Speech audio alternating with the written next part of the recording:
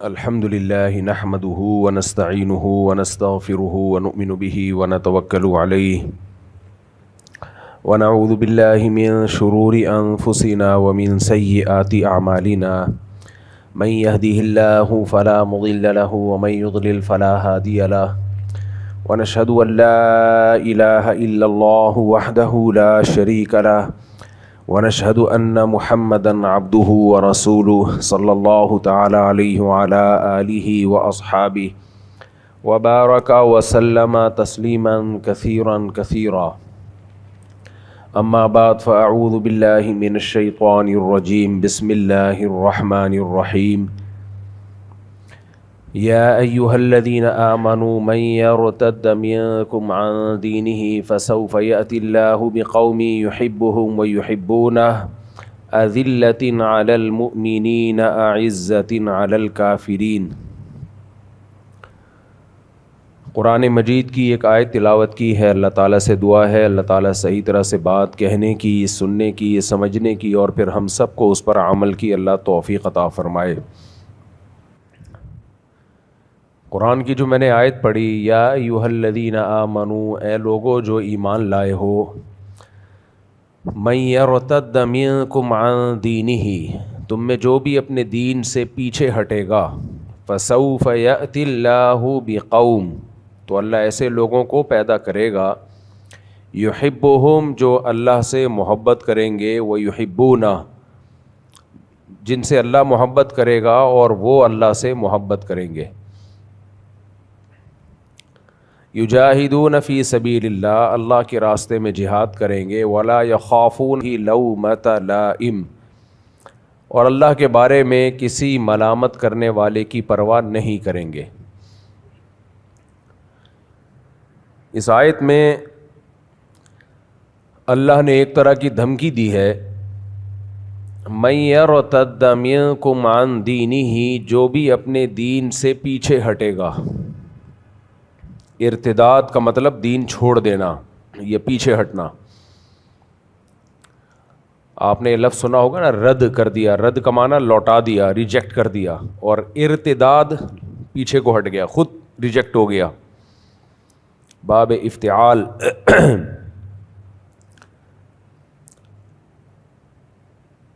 تو جو بھی پیچھے ہٹے گا تو اللہ ایسے لوگوں کو پیدا کرے گا جو اللہ سے محبت کریں گے اور اللہ ان سے محبت کرے گا۔ یہ جو پیچھے ہٹنا ہے دین سے، اس کے مختلف درجات ہوتے ہیں۔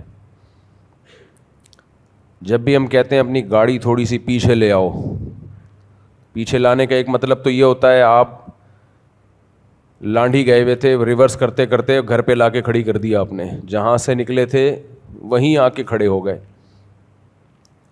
ایک یہ ہوتا ہے کہ آپ نے 4 قدم پیچھے لے آئے، ایک اسٹاپ پیچھے لے آئے، لیکن اس کو کہا یہی جائے گا کہ پیچھے کو آنا۔ منزل ہماری سامنے ہو اور ہم ایک قدم بھی پیچھے کو آئیں تو دنیا میں اس سے بڑا کوئی بیوقوف نہیں ہوتا، جس نے جانا کسی منزل کی طرف ہے اور وہ اس منزل کو فوکس کیے بغیر ریورس میں آ رہا ہے بلا ضرورت۔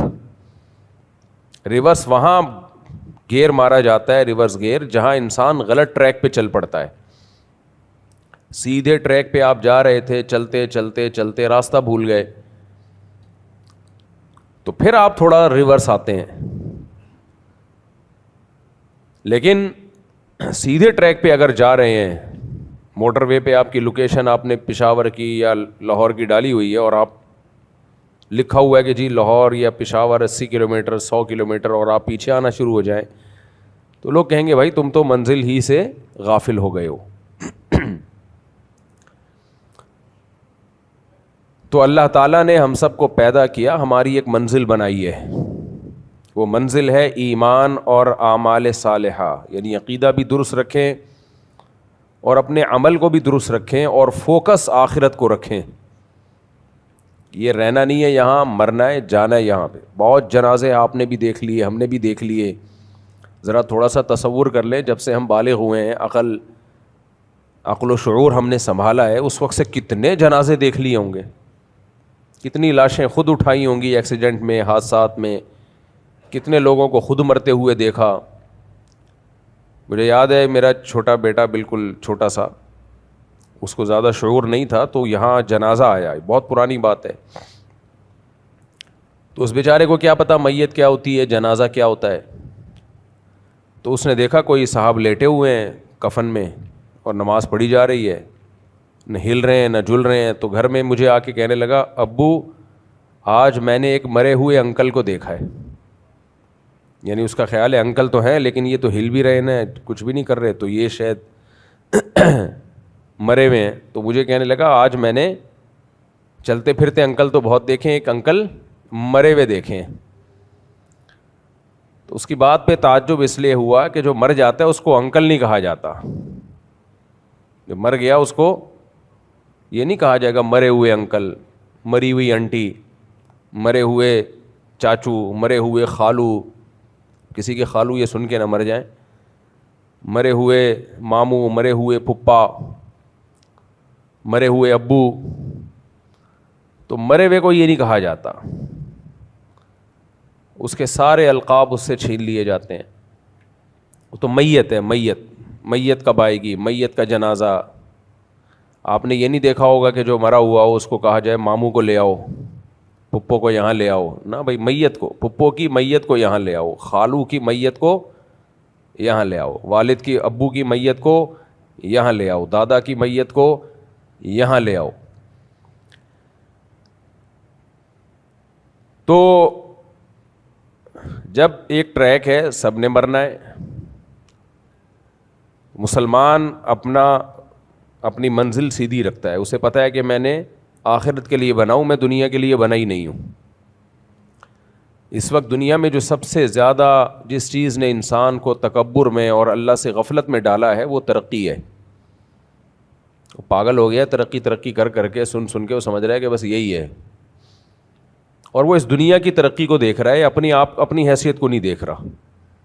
دنیا ترقی کر رہی ہے میرے بھائی, لیکن سائنسدان ترقی نہیں کر رہے.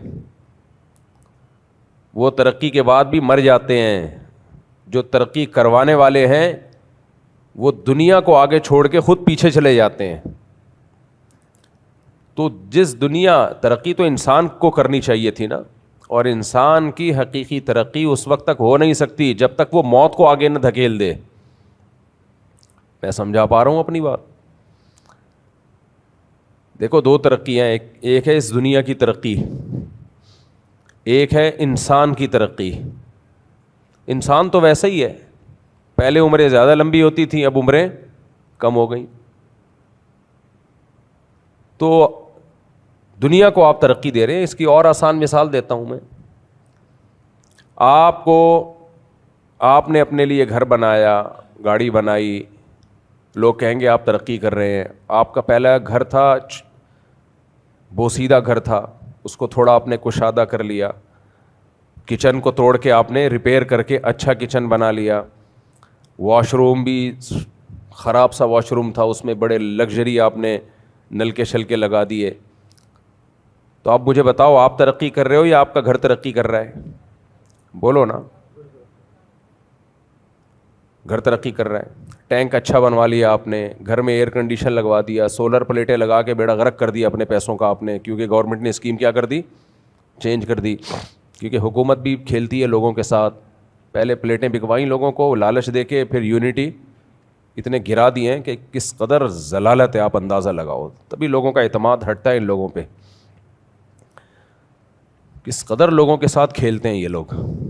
بد دعائیں جو پڑتی ہیں تو بلا وجہ نہیں پڑتی ہیں.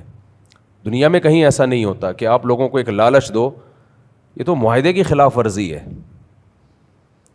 آپ لوگوں کو ایک لالچ دو اور لوگ دھڑا دھڑ سولر پلیٹیں خرید لیں, اور اس کے بعد آپ کہو کہ یونٹ ہم نے کم کر دی ہیں, جبکہ آپ کو پتہ ہے لوگ لاکھوں روپے لگا چکے ہیں. کوئی بات نہیں, مجھے پتہ ہے غم کیوں نہیں ہوتا, آخرت ہے نا. خدا کی قسم, آخرت کا تصور سارے غموں کو زیرو کر دیتا ہے, سارے غموں کو زیرو کر دیتا ہے. آخرت نہ ہوتی تو میں تو مر چکا ہوتا ویسے ہی. کیوں مر چکا ہوتا ہے آپ سب کو پتہ ہے. آخرت کا تصور نہ ہوتا ہم سب ڈپریشن سے پاگل ہو چکے ہوتے.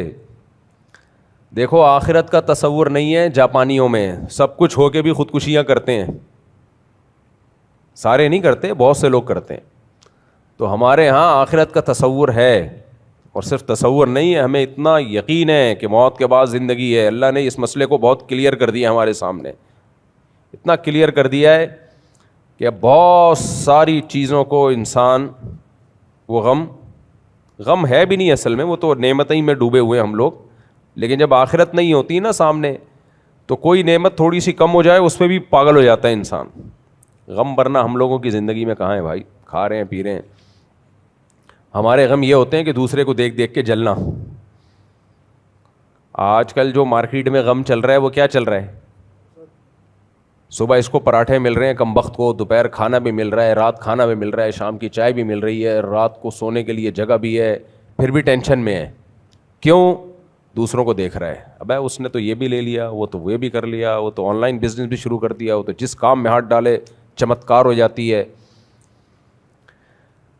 تو کوئی بات نہیں یار، مر جاؤ گے ختم. جو آگے نکل گیا وہ مر کے کہاں جائے گا؟ یار آپ لوگ بول لیا کرو میرے بھائی، جو آپ سے آگے نکل گیا تو کہاں جائے گا؟ آ رہا ہے قبرستان میں ملاقات ہونے والی ہے، کوئی ٹینشن کی بات نہیں ہے. لوگ موت کو غم سمجھتے ہیں، حالانکہ موت غم بھلانے کا سب سے بڑا ذریعہ ہے. لوگ سمجھتے ہیں موت سب سے بڑی ٹینشن ہے. بھائی صاحب موت نہ ہوتی تو ہم ٹینشن سے مر جاتے، مرتے نہیں کیونکہ موت نہ ہوتی، لیکن پاگل ہو جاتے. تو یہ تو اللہ کا بڑا فضل ہو گیا، اللہ نے ہمیں بتا دیا تم مر کے مٹی نہیں ہو جاتے. حضرت علی رضی اللہ تعالی عنہ سے کسی نے پوچھا، دیکھو بعض صحابہ ایسے تھے جن پہ خوف کا بڑا غلبہ تھا. حضرت ابو بکر، حضرت عمر یہ کہا کرتے تھے کاش ہم پیدا ہی نہ ہوتے. جو اہل اللہ ہے نا ان پر اللہ کے، کسی پہ اللہ کے خوف کا غلبہ ہوتا ہے، کسی پہ اللہ کی محبت کا غلبہ ہو جاتا ہے. تو حضرت ابو بکر سے یہ منقول ہے، وہ کہتے کاش میں گھاس کا تنکا ہوتا، کاش یعنی اللہ کے سامنے کھڑے نہ ہونا پڑتا. لیکن حضرت علی رضی اللہ تعالیٰ عنہ سے منقول ہے، وہ فرماتے اگر ہم پیدا نہ ہوتے تو ہم اللہ کو کیسے پہچانتے؟ تو ان پہ اللہ کی معرفت کا غلبہ تھا. ہم اگر نہ ہوتے یعنی اللہ کی پہچان، اللہ سے تعلق، یہ اتنی بڑی لذت ہے کہ اچھا ہوا ہم پیدا ہو گئے. دیکھو یہ پوری کائنات جو بنی ہے نا، یہ وہ میں گھر والی مثال سے ہٹ نہ جاؤں، مجھے یاد دلانا. گھر کا میں نے واش روم ٹھیک کروا دیا تھا اور کچن ٹھیک کروا دیا تھا. کیا کیا رہ گیا تھا؟ 2-3 چیزیں رہ گئی تھیں، وہ بھی ٹھیک کرواتا ہوں میں انشاءاللہ. تو لیکن ٹھیک کروا کے آپ خوش نہ ہو، پھر آپ کو ماروں گا. آپ سمجھ رہے ہیں سب کچھ ٹھیک ہو جائے گا بھائی، ابھی پھر اس کے بعد جس نے بنایا ہے اس کو ماروں گا میں. وہ مثال میں انشاءاللہ کمپلیٹ کروں گا. تو کیا مثال چل رہی تھی ابھی جو؟ ہاں حضرت علی رضی اللہ تعالیٰ عنہ کی مثال دے رہا تھا میں. حضرت علی رضی اللہ تعالیٰ عنہ فرماتے تھے، ان سے منقول ہے کہ ہم پیدا نہ ہوتے تو اللہ کی معرفت، پہچان کیسے ہوتی. یہ بڑی زبردست بات کی ہے. آج دیکھو سائنسدان جب یہ تحقیق کرتے ہیں نا، ایک ویڈیو میں دیکھ رہا تھا کائنات کی وسعتوں کے بارے میں، مجھے یہ ویڈیوز بڑی اچھی لگتی ہیں. تو کتنی بڑی کائنات ہے اور کیسی کہکشائیں ہیں. تو ایک سائنٹسٹ نے کہا کہ اگر انسان نہ ہوتا تو یہ سب تو راز چھپے رہتے. کون کہتا کہ اسے کیوں بنایا گیا ہے، کس مقصد کے لیے بنایا گیا؟ اتنی بڑی کائنات جس کے رازوں سے پردے اٹھ رہے ہیں، تو کوئی تو ہو جو سبحان اللہ کہنے والا ہو. یہ اس کی بات کو میں اپنے الفاظ میں بیان کر رہا ہوں. اس نے سبحان اللہ الحمدللہ نہیں کہا، وہ تو صلو علی الحبیب والے بھی نہیں تھے. تو کون ہوگا جو اس کائنات کو دیکھ کے اس کے رازوں کو فاش کرے گا اور اس کی گہرائیوں میں غوطے لگائے گا اور ہر روز کوئی نت نئی تحقیقات سامنے لائے گا؟ تو جانوروں میں تو یہ کچھ بھی نہیں ہے، وہ تو پیدا ہوئے مر گئے ختم.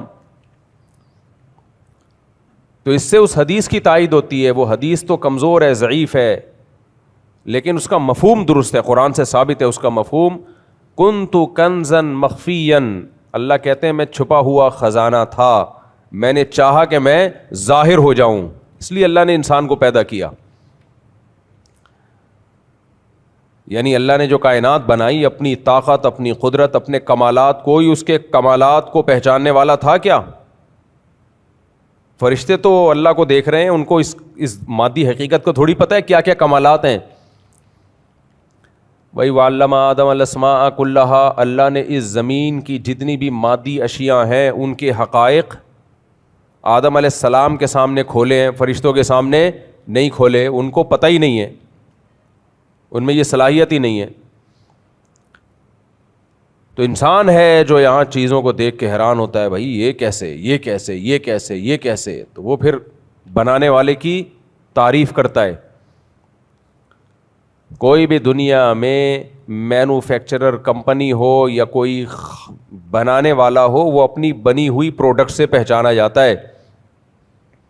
دیکھو جو نظر آ رہا ہو وہ دیکھ کے پہچانا جاتا ہے, جو نظر نہ آ رہا ہو وہ ان چیزوں سے پہچانا جاتا ہے جن چیزوں کو اس نے. میں جملہ جان کر ادھورا چھوڑتا ہوں تاکہ آپ اس کو کمپلیٹ کر لیں. جو بنانے والا ہوتا ہے اور نظر نہ آ رہا ہو تو ہمیں وہ اپنی بنی ہوئی چیزوں سے پہچانا جاتا ہے.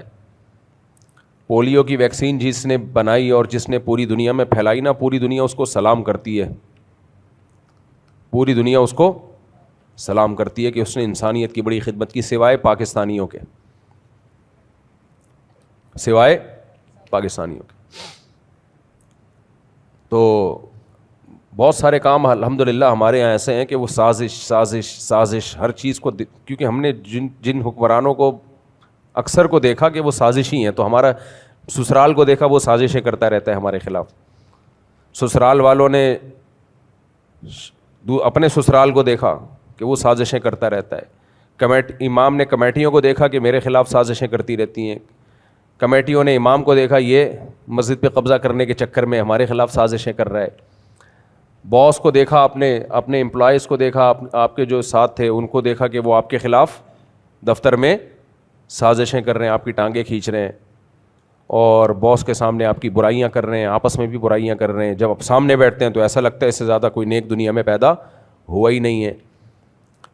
تو ہر جگہ آپ کو اسٹیبلشمنٹ کو آپ نے دیکھا, الیکشن میں کون کھڑا ہو رہا ہے, جتوا کس کو رہا جا رہا ہے, ٹھیک ہے نا. ایسی جگہ سے لوگ جیت رہے ہیں جہاں سے کھڑے ہوا ہی نہیں.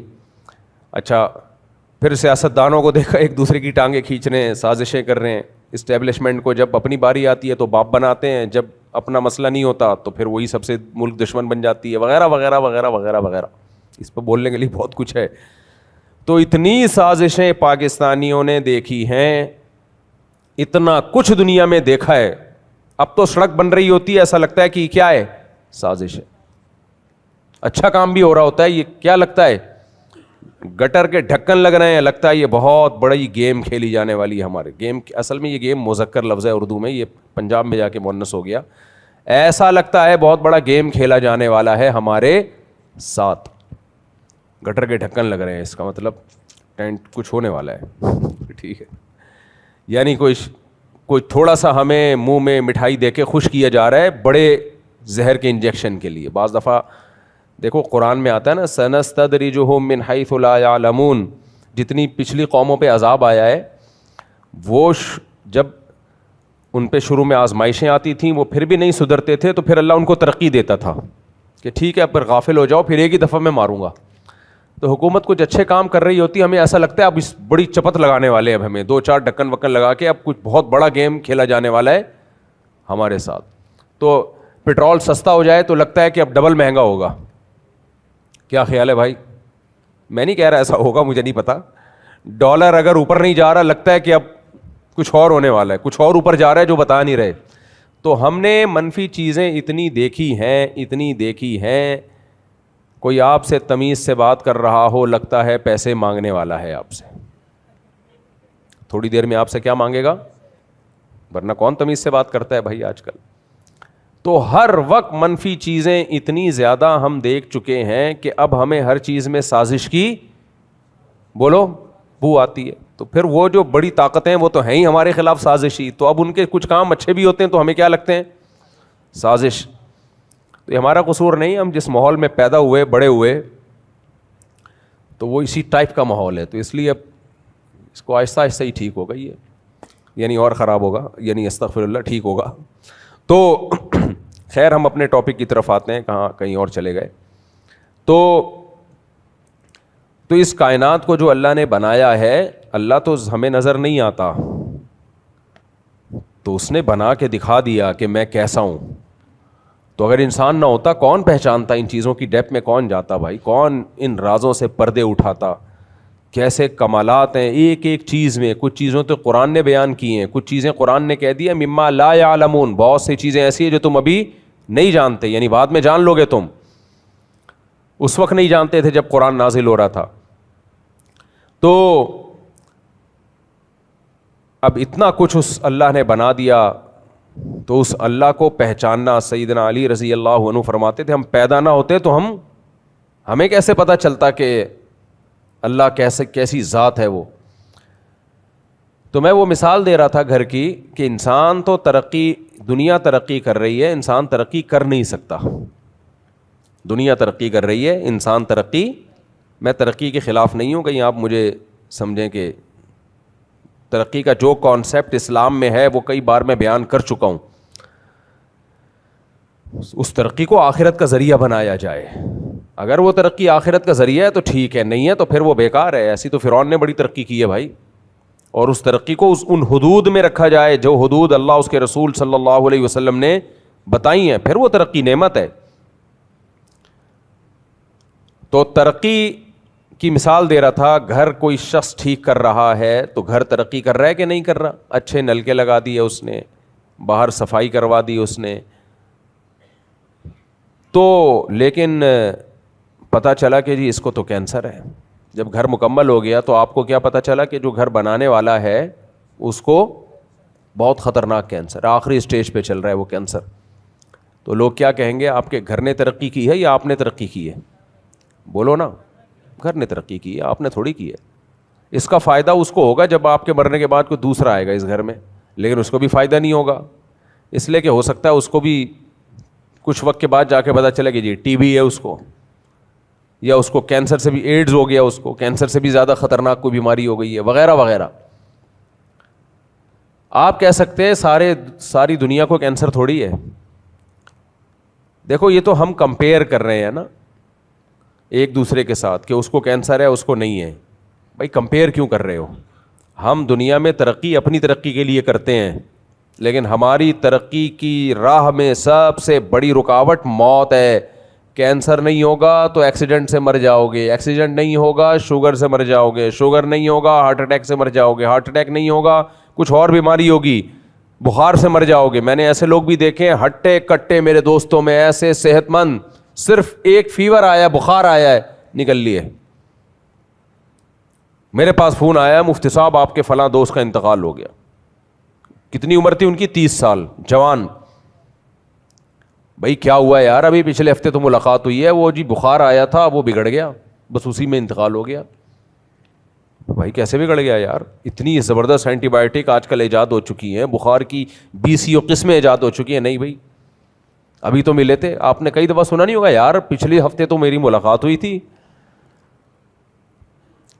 تو یہ سارے مسائل سائنسدانوں کے ساتھ بھی ہیں, جو ترقی کروا رہے ہیں ان کے ساتھ بھی ہے, جو کمپنیاں ہیں ان کے مالکان کے ساتھ بھی ہیں. تو ترقی ترقی ترقی ترقی کا بھوت سوار ہو گیا ہماری کھوپڑی شریف پہ, اور لوگ جو بنانے والا ہے اس سے غافل ہو چکے ہیں. اس کی دی ہوئی نعمتوں کے ذریعے تو ترقی کر رہے ہیں. کوئی ایک چیز مجھے ایسی بتاؤ. ایک طالب علم نے سوال پوچھا تھا نا کسی پروفیسر سے کہ جب ساری ترقیاں ہم خود کر رہے ہیں, انسان اتنا آگے جا چکا ہے, تو ہم خدا کو کیوں مانیں, کیوں اس کی عبادت کریں, کیوں اس کے احکامات کو فالو کریں؟ خدا نے معاذ اللہ کیا دیا ہے ہمیں؟ اللہ نے تو ایسی زمین اٹھا کے دے دی تھی. آپ ہزاروں سال پرانی زمین کو دیکھیں تو کچرا کنڈی لگے گی میرا خیال ہے. کیا خیال ہے بھائی؟ کچھ بھی نہیں تھا. تو یہ تو سارا کام ہم نے کیا ہے. تو کتنی بڑی بھول ہوتی ہے انسان سے. آپ نے کیا کیا ہے بھائی؟ آپ نے کیا کیا ہے اس میں؟ ہاتھ آپ کو اللہ نے دیے, یہ تو آپ نے نہیں بنائے. آنکھیں آپ کو اللہ نے دیں دیکھنے کے لیے, یہ تو آپ نے نہیں بنائے. سوچنے کے لیے دماغ کس نے دیا؟ بولو. دیا سوچنے کے لیے تھا, لیکن سوچنا آج کل اس سے جا نہیں رہا. تو سارے کام اللہ نے دیے, اور پھر اس ترقی کے لیے جتنے انسٹرومنٹ دنیا میں ہمیں چاہیے تھے وہ بھی سب اللہ کے پیدا کردہ ہیں. تو پھر تکبر کیسا بھائی؟ ساری چیزیں بھیک میں ملی ہوئی ہیں. اور اپنی اوقات یہ ہے کہ 2 وقت کی روٹی نہ ملے، ترقی گئی تیل لینے، 2 وقت کی روٹی نہ ملے سب برباد، بارشیں بند ہو جائیں، ساری دنیا کی ترقی ورلڈ ٹریڈ سینٹر کی طرح دھڑام سے زمین بوس ہو جائے، خالی ایک بارش رک جائے، وہ کیمیکل سے میزائل چھوڑ چھوڑ کے کچھ وقت تک برساتے رہیں گے، اس کے بعد بیڑا غرق۔ یہ جو آج کل بارشیں ہو رہی ہیں مارچ میں نے تو زندگی میں نہیں کبھی دیکھی بھائی، مارچ میں اتنی بارشیں ہیں، اپریل میں آپ نے کبھی دیکھی ہیں؟ مجھے نہیں یاد پڑتا اپریل میں کبھی ہم نے بارشیں دیکھی، چلو ایک آدھ چھینٹا میٹا ہو گیا، بادل گزر رہا تھا 2-4 چھینٹے مارتا ہوا چلا گیا، یہ تو پراپر بارشیں ہو رہی ہیں۔ اس سے پتہ چلتا ہے بھائی دنیا کا جو کلائمیٹ ہے وہ کیا ہو رہا ہے، اور ماہرین کی رپورٹ یہ ہے کہ دنیا کا جو ماحول چینج ہو رہا ہے نا، اس سے سب سے زیادہ متاثر پاکستان ہے، یہ ہم بھگتیں گے۔ یہ انہی ترقی یافتہ لوگوں کے کمالات ہیں، سمجھ رہے ہو؟ اپنے لیے تو انہوں نے بڑے الگ الگ اصول بنائے ہوئے ہیں، ہمارا بیڑا غرق کیا ہوا ہے۔ بارش تو اللہ کی نعمت ہے، لیکن پتہ نہیں جون جولائی میں اب کیا ہوگا، جو جولائی اگست میں کیا ہوگا اب تو۔ اور ہمارے لیے تو rain is the blessing of God but it is a source of trouble for the people of Karachi, یہی تو میٹرک میں رٹا لگا کے یاد کیا تھا ہم نے۔ دیکھو میٹرک میں جو ہمیں سبجیکٹ یاد کروائے جاتے تھے وہ بھی کیسے، وہ بھی ٹینشن والے سارے۔ پہلا جملہ بس اچھا ہے، رین is the blessing of God, آگے بٹ کے بعد آگے ساری قرآن میں جہاں بارش کا تذکرہ ہے بٹ کا تذکرہ نہیں ہے، آگے بٹ ہے بھائی۔ قرآن ہمیشہ بارش کے بارے میں کہتا ہے اللہ کی رحمت، اللہ کی نعمت، میں اس کے ذریعے مردہ زمین کو زندہ کرتا ہوں، چشمے جاری کرتا ہوں۔ لیکن کراچی میں جب بچے کو میٹرک میں مضمون یاد کروایا جا رہا ہے تو پہلا جملہ تو قرآن سے لے لیا، rain is the blessing of God, but کے بعد سورس آف ٹربل کی ساری اقسام بیان کر دی۔ ٹریفک جام ہو جاتا ہے، گٹر سے یہاں سے لوگ گرتے ہیں، دوسرے سے نکلتے ہیں، بیماریاں پھوٹتی ہیں، وہ پورا مضمون ابھی مجھے یاد نہیں ہے۔ تو تبھی تو ہمارا دماغ کیا ہو چکا ہے، منفی۔ جو چیز جو سب سے بڑی اللہ کی نعمت ہے اس میں بھی ہم گھبرانا۔ سب سے پہلے تو لائٹ جاتی ہے، 2-4 چھینٹے پڑتے ہیں لائٹ گئی، یعنی کیئر ہے بھائی، پبلک کی کیئر کا خیال ہے کہ کرنٹ لگنے سے کوئی مر نہ جائے۔ تو آنے کے بعد بھی تو کرنٹ لگ سکتا ہے بھائی، اور لگتے ہیں، لوگوں کو کھمبے سے چپکے ہوئے ہوتے ہیں، اللہ بچائے سب کو، زندگی دے۔ خیر پھر ہم اپنے دکھڑوں کی طرف چلے جاتے ہیں، بار بار ٹاپک چینج ہوتا ہے۔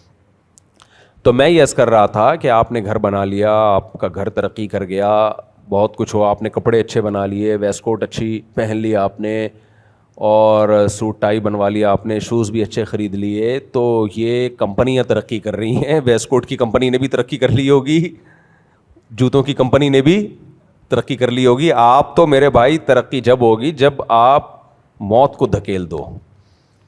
آپ تو روز بروز پھانسی کے پھندے کے قریب جا رہے ہو۔ جب میں یہ مثال دیتا ہوں نا پھانسی کے پھندا، تو لوگ ڈر جاتے ہیں، ابے پھانسی، ہمیں تھوڑی پھانسی ہونے والی ہے۔ تو بھائی جس کو پھانسی ہونے والی ہوتی ہے تو پھانسی کے بعد اس کو کیا ہوتا ہے؟ وہی ہوتا ہے جس کو نہیں ہونے والی ہوتی۔ کیا خیال ہے؟ ابے بھائی جس کو پھانسی سنا دی گئی ہو، 10 سال قید با مشقت یا 10 سال قید بلا مشقت اور کے بعد پھانسی، تو اس پھانسی والے کو پھندے میں لٹکا کے مار دیا جاتا ہے نا، تو مجھے اور آپ کو پھندے میں لٹکائے بغیر مار دیا جائے گا۔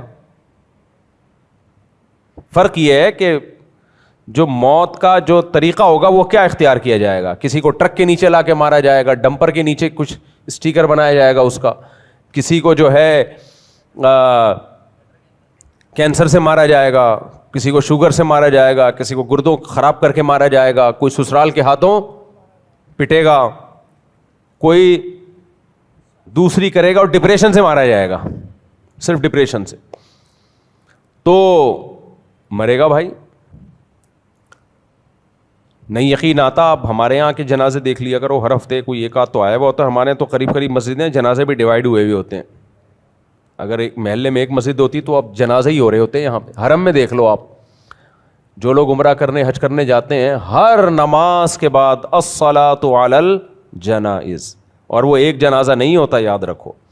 حرم میں جو جنازہ ہو رہا ہوتا ہے، امام حرم مسجد نبوی میں یا مسجد حرام میں جب جنازے کی نماز پڑھاتے ہیں تو وہ ایک نہیں رکھا ہوا ہوتا, کئی جنازے ایک نماز میں ہوتے ہیں. تھوڑی سی آبادی کہیں بڑھ جائے تو پھر جنازوں کا ریشو دیکھا کرو.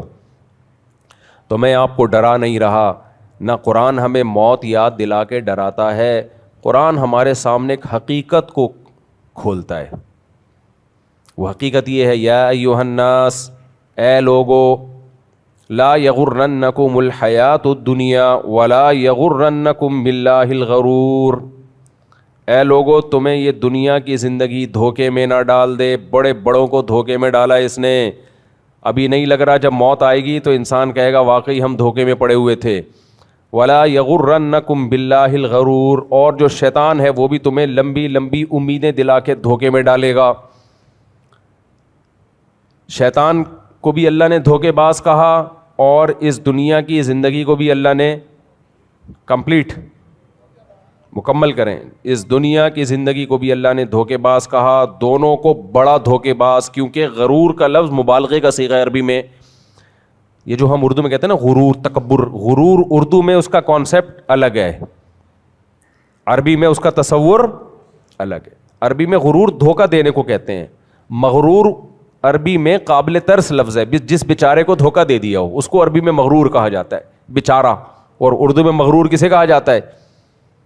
متکبر. کہتے ہیں بڑا مغرور آدمی ہے. لیکن اردو میں یہ لفظ آیا عربی سے ہے اور صحیح معنوں میں کنورٹ ہوا ہے, کیونکہ جو متکبر ہوتا ہے نا وہ بھی اپنے بارے میں دھوکے میں ہوتا ہے کہ میں کوئی بڑی فلم ہوں, دھوکے میں ہوتا ہے وہ. اس کو شیطان نے دھوکہ دے دیا اور یہ دھوکے میں آ گیا, اس لیے اس کو کیا کہا جاتا ہے؟ مغرور. لیکن اصل لفظ مغرور کا جس کو دھوکہ دے دیا گیا ہو, اور غرور غین کے زبر کے ساتھ, غرور نہیں غین کے زبر کے ساتھ, غرور دھوکہ دینے والا, بڑا دھوکہ دینے والا, یعنی مبالغہ اس میں. تو اللہ نے فرمایا ولا یغرنکم باللہ الغرور, تمہیں دھوکہ دینے والا شیطان دھوکے میں نہ ڈال دے. شیطان کیسے دھوکہ دیتا ہے؟ قرآن میں اس کی مختلف مثالیں ہیں, اور ان مختلف مثالوں میں دو چیزیں کامن ہیں, یعنی ان تمام مثالوں کو جمع کریں تو دو اصول سامنے آتے ہیں شیطان کے دھوکہ دینے کے. نمبر ایک, لمبی لمبی امیدیں دلاتا ہے. کیا دلاتا ہے؟ لمبی لمبی امید. وہ امیدیں دلاتا ہے ابھی تو ایکچولی ابھی دیکھو کیا ہونے والا ہے, یہاں بحریہ ٹاؤن لگا دے, بس سب کچھ اٹھا کے کہاں لگا دے. مجھے بحریہ ٹاؤن بولتا ہوں میرے بچہ یاد آتا ہے, ابو بھیڑیا ٹاؤن چلیں. بھیڑیا ٹاؤن, بچے بھی یار خدا کی قسم انٹرٹینمنٹ کا سب سے بڑا, اس کو وہ منہ سے نکلتا نہیں نا, چھوٹا ہے. ابو بھیڑیا ٹاؤن چلیں گھومنے. میں نے کہا گھومنے کی جگہ بھی بول رہا ہے اور بھیڑیا ٹاؤن بھی بول رہا ہے بھائی, یعنی گھومنے کی جگہ بھی بول رہا ہے اور ٹاؤن کون سا ہے؟ بھیڑیا. تو میں نے کہا بھیڑیا ٹاؤن کو گھومنے کی جگہ ہوتی ہے. خیر ہم لے گئے, اس کو گھما دیا ہم نے. ہماری کراچی والوں کی انٹرٹینمنٹ ٹوٹل یہی ہے. باہر ملکوں میں ہم جاتے ہیں ماشاءاللہ, پنجاب میں بھی بڑی جگہیں ہیں. کراچی والوں کی جو انٹرٹینمنٹ ہے نا ٹوٹل, یا تو گوشت کھا کے آ جائیں گے ادھر کہیں جا کے ہائی وے پہ کہیں گوشت پوشت پھوڑ پھاڑ کے آ جائیں گے, یا بیچارے بھیڑیا ٹاؤن کا ایک چکر لگا کے گاڑی میں گھومیں گے, یوں 7 چکر لگائے واپس آ گئے, دیکھ لیا بھائی. صحیح ہے. تو یہ کراچی والوں کی بیچاروں کی, اور اس میں بھی واپسی پہ اگر بارش ہو گئی تو وہ پھر بھیڑیا ٹاؤن ہی ثابت ہوتا ہے کہ یار کہاں گئے تھے. اتنا ٹریفک جیم ہو جاتا ہے اگر واپسی میں بارش ہو جائے. تو خیر, تو بہت غم دیکھے کراچی نے اور دیکھ ہی رہا ہے مسلسل. اللہ کرے ان غموں سے اللہ ہمیں نکال دے, کچھ ہمیں بھی کچھ انسانوں والی زندگی عطا فرما دے. کچھ کہیں باہر نکلیں تو صاف ستھرا سا ماحول نظر آئے, اور آنکھ نہ کھلے ایسا ہی رہے پھر وہ ماحول. خیر, تو لا یغرنکم الحیات الدنیا, اللہ کہتے ہیں یہ دنیاوی زندگی تمہیں دھوکے میں نہ ڈالے. ولا یغرنکم باللہ الغرور, اور تمہیں شیطان دھوکہ نہ دے. تو یہ دھوکہ دو طرح سے دے گا. شیطان کے دھوکے میں بتا رہا تھا دو طرح سے ہوتے ہیں. نمبر ایک, لمبی لمبی امیدیں اور بے موقع خوف. یہ عجیب بات ہے. الشیطان یعدکم الفقر. نہیں, شیطان امیدیں بھی دلاتا ہے اور خوف بھی. انسان کے پاس جو موٹیویشن ہے نا کسی عمل کی, بڑی زبردست بات ہے, اللہ کرے سمجھ میں آ جائے. ہمیں جب بھی موٹیویشن ملتی ہے نا کچھ کرنے کی, دو چیزوں سے ملتی ہے, امید اور خوف سے. امید کا مطلب کریں گے تو یہ مل جائے گا, نہیں کریں گے تو پتہ نہیں کیا ہو جائے گا. یہی ہوتا ہے نا. ارے بھائی آپ صبح صبح آفس کیوں جاتے ہو, دفتر کیوں جاتے ہو؟ امید ہوتی ہے جائیں گے تو روکھڑا ملے گا, اور نہیں گئے گھر میں فاقے پڑ جائیں گے, یہ خوف ہے. یہی ہوتا ہے کہ نہیں ہوتا؟ آپ کوئی بھی دنیا میں کام کر رہے ہو, مزدور جو کدال لے کے نکلتا ہے, محنت کرتا ہے, اس شوق سے تھوڑی کر رہا ہوتا ہے بھائی, اس لیے کرتا ہے کہ کریں گے تو کچھ ملے گا, یہ امید ہوتی ہے. نہیں کریں گے خوف ہوتا ہے فقر و فاقہ کا.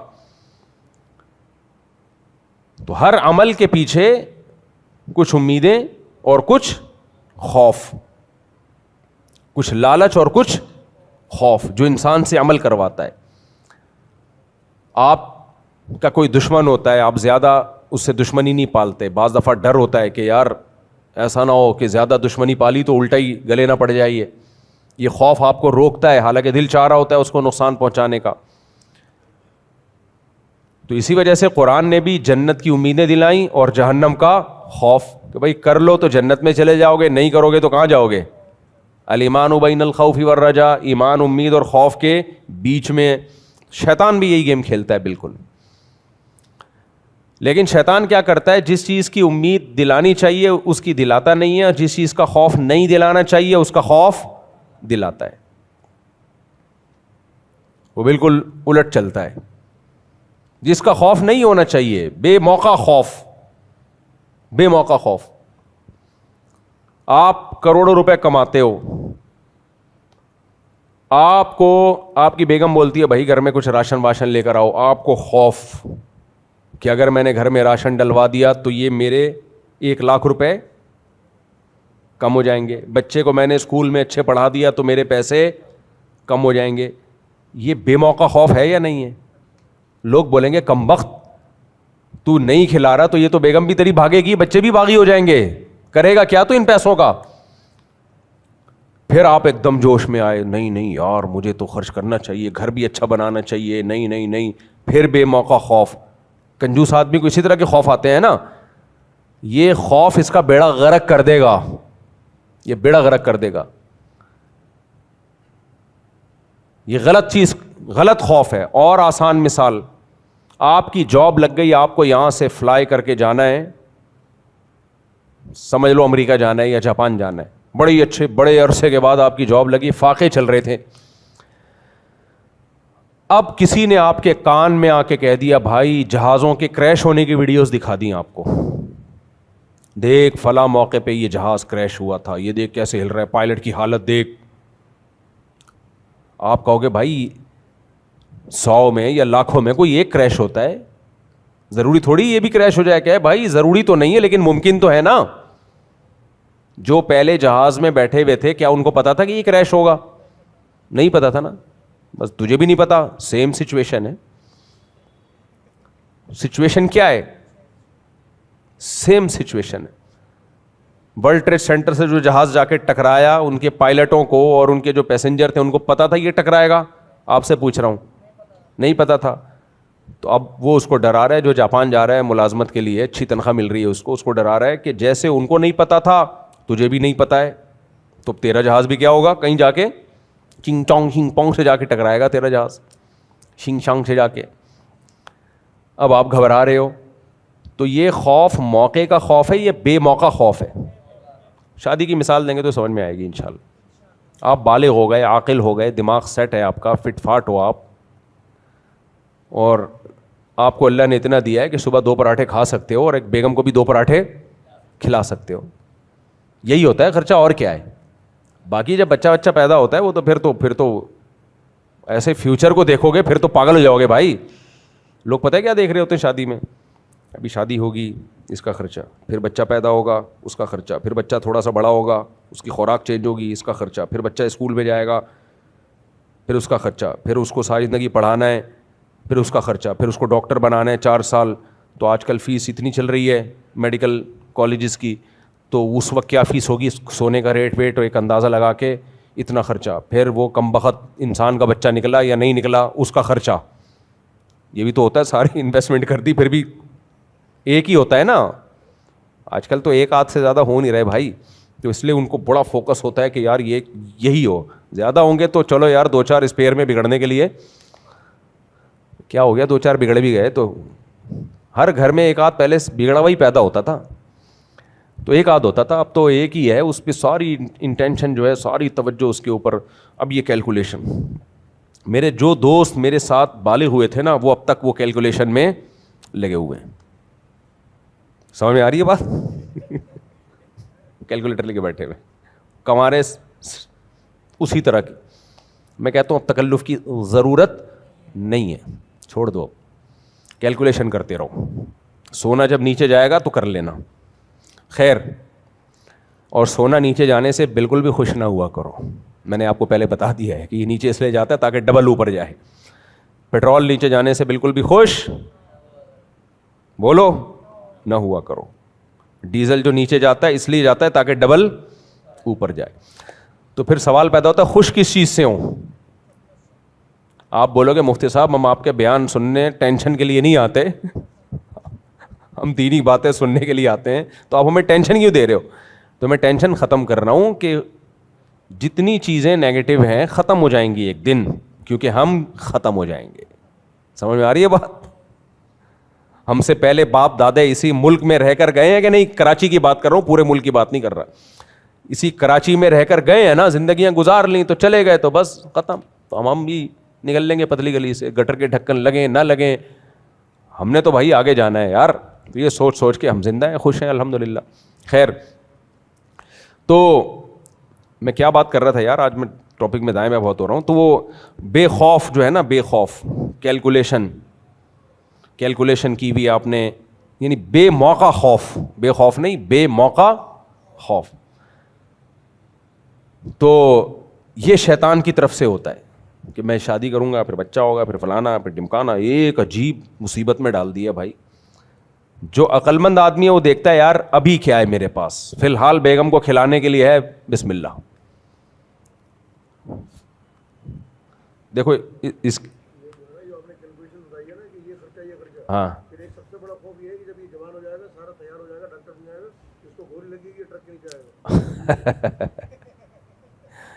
کہہ رہے ہیں کراچی میں ایک خوف یہ بھی ہے کہ یہ جوان ہو جائے گا تو پھر کوئی ڈاکو نہ مار کے چلا جائے. تو خوف ہی خوف, تو یہ بے موقع خوف ہے, بے موقع خوف. بھائی دیکھو ہمیں بھوک لگتی ہے اور جیب میں روٹی کے پیسے ہوں تو ہم کیا کرتے ہیں, کھا لیتے ہیں. حالانکہ ممکن ہے قبض ہو جائے, اٹک جائے.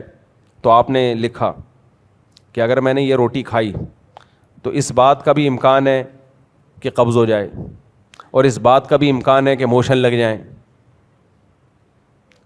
تو پہلے میرے پاس موشن کے علاج کا خرچہ یا قبض کا خرچہ ہے یا نہیں ہے؟ ابے پاگل کے بچے, کھا لے یار تو آرام سے بیٹھ کے. جو بنیادی ضرورتیں ہوتی ہیں فوراً پوری کی جاتی ہیں, اس کے بعد دیکھا جاتا ہے اس کو مینیج کیسے کرنا ہے. تو میں بار بار جو چیختا رہتا ہوں نا کہ شادی بھی انسان کی روٹی کی طرح بنیادی ضرورت ہے, ذہن میں رکھو. یہ روٹی کی طرح بنیادی ضرورت ہے, پراٹھے کی طرح بنیادی ضرورت ہے, انڈے مچھلی کی طرح. جیسے ڈاکٹر کہتے ہیں نا انڈا کھاؤ, مچھلی کھاؤ, روٹی کھاؤ, یہ کھاؤ, وہ کھاؤ, ایسے ہی ڈاکٹر کہتے نہیں ہے لیکن کہنا چاہیے. جب بالغ ہو جائے تو فوراً شادی کرو, اس لیے کہ آپ کو جیسے روٹی کی بھوک لگ رہی ہے, شادی کی بھوک اس سے ڈبل لگتی ہے. سمجھ میں آ رہی ہے بات کہ نہیں آ رہی؟ یہ آپ کی باڈی کی ریکوائرمنٹ ہے, باڈی چاہتی ہے. نہیں ہوگا تو اس کا دماغ خراب ہوگا, ڈپریشن میں جائے گا, پاگل ہوگا. یہ ہو گئے ہیں پاگل, بہت سے نوجوان آتے ہیں, مجھے لگتا ہے گھسک چکا ہے بھی ہے. اور پھر خدا نخواستہ کوئی عشق معاشقے میں آ گیا پھر تو خودکشیاں بھی ہو رہی ہیں. 18 سال کے لونڈے خودکشیاں کر رہے ہیں. خیر ابھی یہ ٹاپک نہیں ہے, ابھی اصل ٹاپک کی طرف آتا ہوں. اصل تو یہی تھا لیکن دوسرے ٹاپک کی طرف آتا ہوں. تو اصل تو یہی ہے نا, یہ اس لیے ہے کہ یہ سوسائٹی کی ضرورت ہے. دیکھو مجھے شادیاں کرنی ہوتی نا, اس لیے میں شادی بیان کر رہا ہوتا. تو آپ کہتے ہیں مفتی صاحب یار تم ہر وقت, اس کی مثال ہے جیسے کوئی ہر وقت صدقے کے فضائل کوئی امام بیان کر رہا ہو, تو یہ وہم ہونے لگتا ہے کہ امام صاحب کی جیب خالی ہو گئی, یہ چاہتے ہیں کہ کوئی ان کو صدقہ دے. تو یہ وہم ہو سکتا ہے, عین ممکن ہے امام کی یہ نیت نہ ہو, لیکن یہ وہم ہو سکتا ہے کہ یار یہ ہر وقت صدقہ لے کے بیٹھے ہوئے ہیں. کوئی بیوی شوہر کے حقوق پر امام صاحب ہر وقت بیان کر رہے ہوں تو اس کا مطلب شاید یار اپنی بیگم کو سمجھانا چاہ رہے ہوں, تو یہ وہم ہو سکتا ہے. تو اگر میری ایک ہوتی, دو ہوتی, باقی دو نہ ہوتی, چار پوری نہ ہوتی, میں پھر شادی کر رہا ہوتا, آپ کہتے ہیں یار لگتا ہے مفتی صاحب ابھی ان کا دماغ سیٹ ہوا نہیں ہے, ان کو ابھی پورے رشتے ملے نہیں ہیں, تو یہ اس لیے فضائل سن رہے ہیں کیونکہ اور بھی آ جائے. تو بھائی ہمارا تو نصاب کمپلیٹ ہو گیا نا, کیا خیال ہے, ہمارا تو کوئی لینا دینا نہیں ہے. تو اب تو میرے اخلاص پہ یقین کر لو میرے بھائی کہ میں اپنے لیے نہیں کر رہا, یہ سب آپ کے لیے کر رہا ہوں. اچھا خیر, ایک جملہ بیچ میں کر کے بس اصل ٹاپک کی طرف آتا ہوں. ایک بات یاد رکھو, میں جو یہ نظریہ چلا رہا ہوں 2 شادیاں 3 شادیاں, اس میں لوگ سیریس نہیں ہو رہے ہیں, اس کو مذاق سمجھ رہے ہیں لوگ. کیسے؟ جب کرنے پہ آتے ہیں نا تو سیریسلی نہیں کرتے. کچھ لوگ نے کرنا دھرنا ہے نہیں, بیوی کو ٹارچر کرتے رہتے ہیں, وہ ہر وقت گھر میں شادی کی بات کر کے دھمکیاں دیتے رہتے ہیں, اگر تم ٹھیک نہیں ہوئی میں دوسری شادی کر لوں گا. یہ غلط ہے, یہ بالکل غلط ہے. آپ ایک چیز جس کو شریعت نے ایک ضرورت سوسائٹی کی قرار دیا, اس میں بیوی کے جذبات سے کھیلنے کی آپ کو اجازت نہیں ہے, کھیلنے کی اجازت نہیں ہے آپ کو. آپ نے کرنی ہے, آپ اس کے کندھے پہ رکھ کے بندوق نہ چلائیں کہ تمہارے اندر چونکہ خرابی ہے اس لیے میں کر رہا ہوں. ایک تو آپ اس پہ سوکل لا رہے ہو اور ذمہ دار بھی اسی کو ٹھہرا رہے ہو, تو بغیر چھری کے ذبح کر دیا آپ نے اس کو. ایسے موقع پہ تو کہا جائے گا تمہارے اندر کوئی خرابی نہیں ہے, اس کو اور زیادہ اپنے قریب کیا جائے گا. دوسری بات یہ کہ کرنی ہو کر لو, روزانہ گھر میں یہ ٹاپک چھیڑ کے گھر کا ماحول خراب بولو نا مت کرو, یہ ٹاپک چھیڑ کے گھر کا ماحول خراب مت کرو. یہ بالکل ایسا ہی ہے دیکھو, شوہر مر جائے تو کیا ہوتا ہے, چیخنا چلانا ہوگا, 4 مہینے 10 دن عدت ہوگی, اس کے بعد عورت کو سکون آ جائے گا کہ نہیں آ جائے گا. لیکن مرا نہیں ہے, ہر وقت کہہ رہا ہے بیگم ہو سکتا ہے میں مر جاؤں, بولو نا بیگم ہو سکتا ہے میں مر جاؤں. کہہ رہی کیا ہوا, کینسر ہو گیا؟ نہیں کینسر تو نہیں ہے, ہو سکتا ہے ہو جائے. یہ کیا کر رہے ہو آپ, آپ کو ہونا اس کو ہو جائے گا. یہ چل رہا ہے مارکیٹ میں. شوہر جب دوسری شادی کرتا ہے بیوی کے لیے وہ ایسا ہی ہوتا ہے جیسے مر گیا, بیوہ ہو گئی, یعنی ایک غم پہنچتا ہے اس کو. لیکن اس کے بعد آہستہ آہستہ نارملائز ہو جاتی ہے چیزیں اگر وہ صبر کرنا چاہے. لیکن یہ جو ٹارچر ہے نا, میں کر رہا ہوں, رشتہ آیا ہوا ہے, آج مجھے اپنی کلیگ پسند آ گئی ہے اور میں جا رہا ہوں رشتہ دیکھنے کے لیے. اچھا تم چائے نہیں بنا رہی ٹائم پہ, کر لوں دوسری, لے آؤں. یہ کیا کر رہے ہو یار تم, مجھے بد دعائیں دلوا رہے ہو. اپنی بیٹیوں کا اپنی بہنوں کا سوچو. تمہارے داماد تمہارے ساتھ یہ سلوک کرنا شروع, ہر وقت آپ تمہاری بیٹی کو ایک ٹارچر کرنا شروع کر دیں, تو یہ انسان کے بچے بنو میرے بھائی. تو ایک چیز ہے اس کو ہم سیریسلی بیان کر رہے ہیں, کبھی کبھار تھوڑا بہت ہنسی مذاق بھی ہو جاتا ہے, لیکن وہ شریعت کا جو فلسفہ ہے وہ بہت وہ میچور لوگوں کے لیے, چھچورے لوگوں کے لیے بولو نہیں ہے, وہ مذاق بنانے والوں کے لیے نہیں ہے وہ. تو اس لیے کرنا ہو کریں, ضرور ہے, تو ہم ترغیب دیتے ہیں کریں بھائی. پہلی بات یہ الگ گھر لے کے دیں اس کو, اسی گھر میں نہیں آئے گی. آدھا بیان سنتے ہیں کم وقت, آدھا سنتے نہیں ہیں. بہت پرانی بات ہو گئی, اب کسی کو نہیں پتہ چلے گا کس کی بات ہو رہی ہے. خاتون نے بتایا کہ لندن سے کہ میرے شوہر نے دوسری شادی کی اور میرے ہی گھر میں لا کے بیوی کو رکھا ہوا ہے. یہ غلط ہے. میں نے کہا ہنگامہ کرو بھائی اس پہ. شوہر کا رائٹ اگر دوسری شادی ہے تو بیوی کا رائٹ اس کا سیپریٹ گھر ہے, ایک بات. نمبر 2, جب تک آپ کی ایک ہوتی ہے نا تو بیوی کمپرومائز کرتی ہے بہت سی چیزوں میں, کرنا چاہیے اس کو. سب کمپرومائز کر کے چل رہے ہوتے ہیں. وہ آپ کی ماں کی بھی خدمت کرتی ہے, آپ کے والد کی بھی خدمت کرتی ہے, بعض دفعہ دیوروں کی بھی کر رہی ہوتی ہے. بھائی میاں بیوی ہیں, کمپرومائز سے ہی چلتا ہے. لیکن جب دوسری ہو جاتی ہے نا پھر کمپرومائز والا سیٹ اپ ختم. پھر وہ یہ کہہ سکتی ہے اب دوسری آپ کی اماں کی خدمت کرے گی, مجھے الگ گھر لے کے دو, تو آپ کو لے کے دینا پڑے گا. سمجھ میں آ رہی ہے بات کہ نہیں آ رہی ہے؟ پیڑے کھانے کے لیے نہیں ہوتی کہ آپ نے دوسری کو سارا پروٹوکول دے دیا. جو پہلی 10 سال سے بچوں کے ساتھ آپ کے ماں کی, باپ کی, دادا کی, نانا کی خدمت میں لگی ہوئی ہے, اس کو آپ نے کہا کہ ایکچولی شریعت نے مجھے اجازت دی ہے, تو شریعت نے اس کو یہ رائٹ دیا ہے کہ وہ کہے کہ اب آپ کے خاندان کی خدمت کون کرے گا, دوسری کرے گی مجھے سیپریٹ رکھو. میں نے ان تمام شرطوں پر عمل کر کے کی ہے. سمجھ میں آ رہی ہے بات؟ ان سب چیزوں کو میں نے فالو کیا ہے, تو اس کو یہ حق ہے, وہ کہہ سکتی ہے. ہوتا یہ ہے کہ اس پہلی والی کو تو ادھر ہی رکھا ہوا ہے, دوسری کو ڈیفینس میں الگ فلیٹ لے کے خوبصورت سا دے دیا. یہ چل رہا ہوتا ہے مارکیٹ میں. بھائی دونوں کے سیم رائٹ ہیں, برابر حقوق ہیں. تو پہلی نے جو آپ کے ساتھ اتنا کمپرومائز کیا تھا, تو شریعت نے اس پہ کچھ چیزیں لازم, ماں باپ کی خدمت تو جو بھی رہتا ہے وہ تو لازم ہے اخلاقی طور پہ, لیکن اس پہ یہ تو جائز ہے نا کہ وہ الگ گھر کا مطالبہ کر سکتی ہے, میں الگ رہوں گی, وہاں لے آیا کرو اپنی اماں کو خدمت کے لیے, جب لے آؤ کہ خدمت کروں گی, یہ رائٹ تو ہے نا اس کا. تو آدھی بات لے رہے ہوتے ہیں لوگ, پوری بات نہیں لے رہے ہوتے. اور یہ تو ظلم کی انتہا ہے کہ آپ نے دوسری کو ادھر ہی لا کے رکھ دیا. یہ تو نہیں ہو سکتا بھائی, یہ تو کسی صورت میں جائز نہیں ہے. اپنے لیے بھی عذاب کھڑا کر رہے ہو. بہت کم واقعات ہیں, 2 3 4 کو ایک ساتھ انہوں نے گھر میں رکھا ہوا ہے, ہیلمٹ پہن کے جاتے ہوں گے گھر میں, یا بلٹ پروف جیکٹ پہن کے جاتے ہوں گے, وہ ان کا اپنا مسئلہ ہے, لیکن نارملی ایسا ہوتا نہیں ہے, الگ الگ رکھو.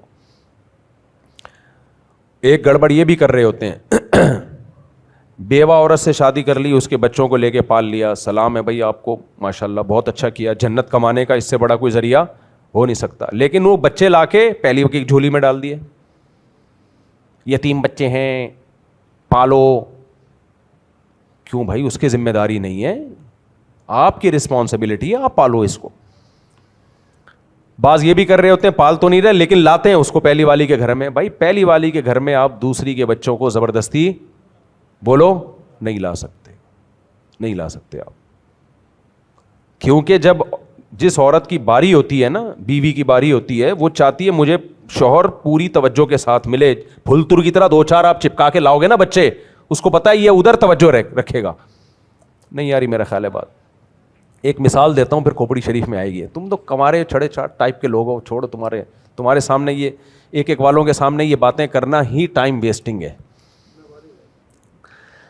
تمہیں کیا پتا 2 کے بعد مسائل کیا ہوتے ہیں, ان سے کیسے نمٹا. جب بچے ہو تم آ جاتے ہو بھی ٹوپیاں پہن کے میرے سامنے, شریف جمعے کو نہا دھو کے آ جاتے ہو. دیکھنے سے اللہ کرے سب شریف ہی ہوں مجھ سمیت. ایک گڑبڑ یہ ہوتی ہے, میں آپ کو مثال سے سمجھاتا ہوں. حدیث میں آتا ہے سیدہ عائشہ رضی اللہ تعالی عنہا کی باری تھی. کس کی باری تھی؟ سیدہ عائشہ. حضرت زینب نے حلوہ بنا کے بھیج دیا, کس کی باری میں؟ حضرت عائشہ کی باری. حضرت عائشہ نے وہ حلوے کی پلیٹ لی, زمین پہ مار کے توڑ دی اس کو. کیا ہوا بھائی, حلوے میں کون سی ایسی چیز ہے؟ کیا مطلب, کیوں سیدہ عائشہ کو اتنا غصہ آیا؟ وجہ کیا ہے؟ باری سیدہ عائشہ کی ہے, اماں عائشہ کی باری ہے, اور انہوں نے برداشت نہیں کیا کہ میری باری میں مداخلت کسی اور کی ہو. کیونکہ نبی جب وہ کھائیں گے حلوہ, وہ یہ والے حلوے نہیں ہوتے تھے, حلوے کھانے سنت نہیں ہے جو آج کل کے حلوے آ رہے ہیں. کھجور ہوتی تھی, اس میں کوئی دودھ مکس کر دیا یا کوئی ایسی کوئی چیز, یہ جو بالکل نیچرل, یہ چینی کے جو گڑ کے جو گاجر کے پتہ نہیں کس طرح ہضم کیسے کرتے ہو. ایک دفعہ میں اچھا لوگ مجھے کہہ رہے ہوتے ہیں جب شادیوں میں کہیں کھانا وانے میں جانا ہو نا, کہ حضرت آپ یہ میٹھا کھائیں, میں نہیں کھاتا. کہتے ہیں ماشاء اللہ یار حضرت,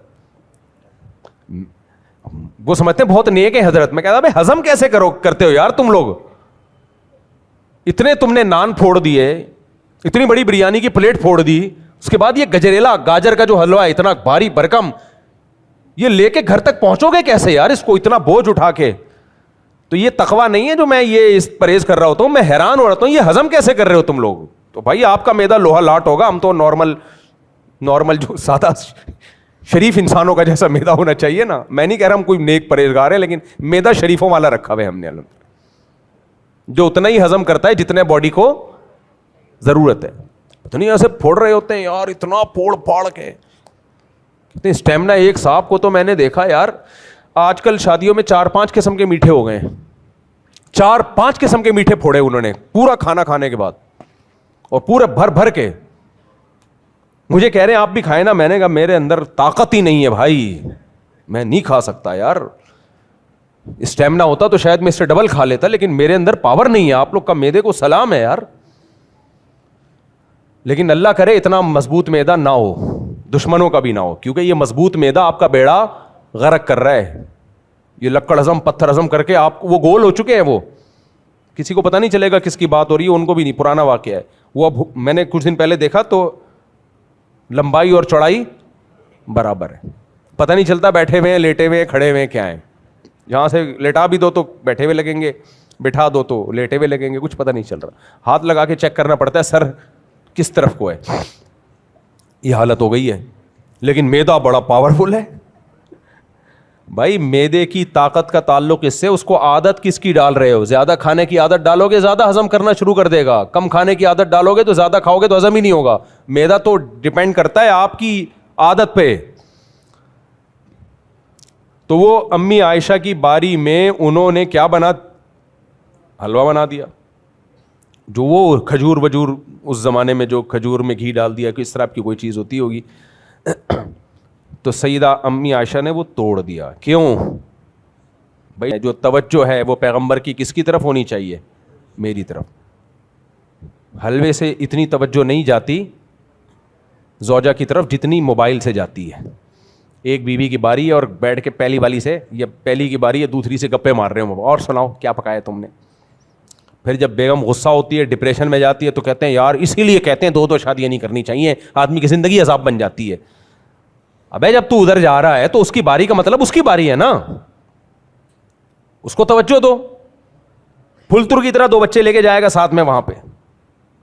اب جب عورت کو غصہ آئے گا, یہ کیوں لے کر آ رہے ہو, تو کہہ رہے ہو میرے بچوں پہ تم غصہ, اس کا مطلب تمہیں مجھ سے محبت نہیں ہے. پھر وہ پورا نا سائنس دیکھو, یہ اس حیثیت سے پھر ایسی لڑائی ہوتی ہے جو کبھی بھی ختم نہیں ہوتی.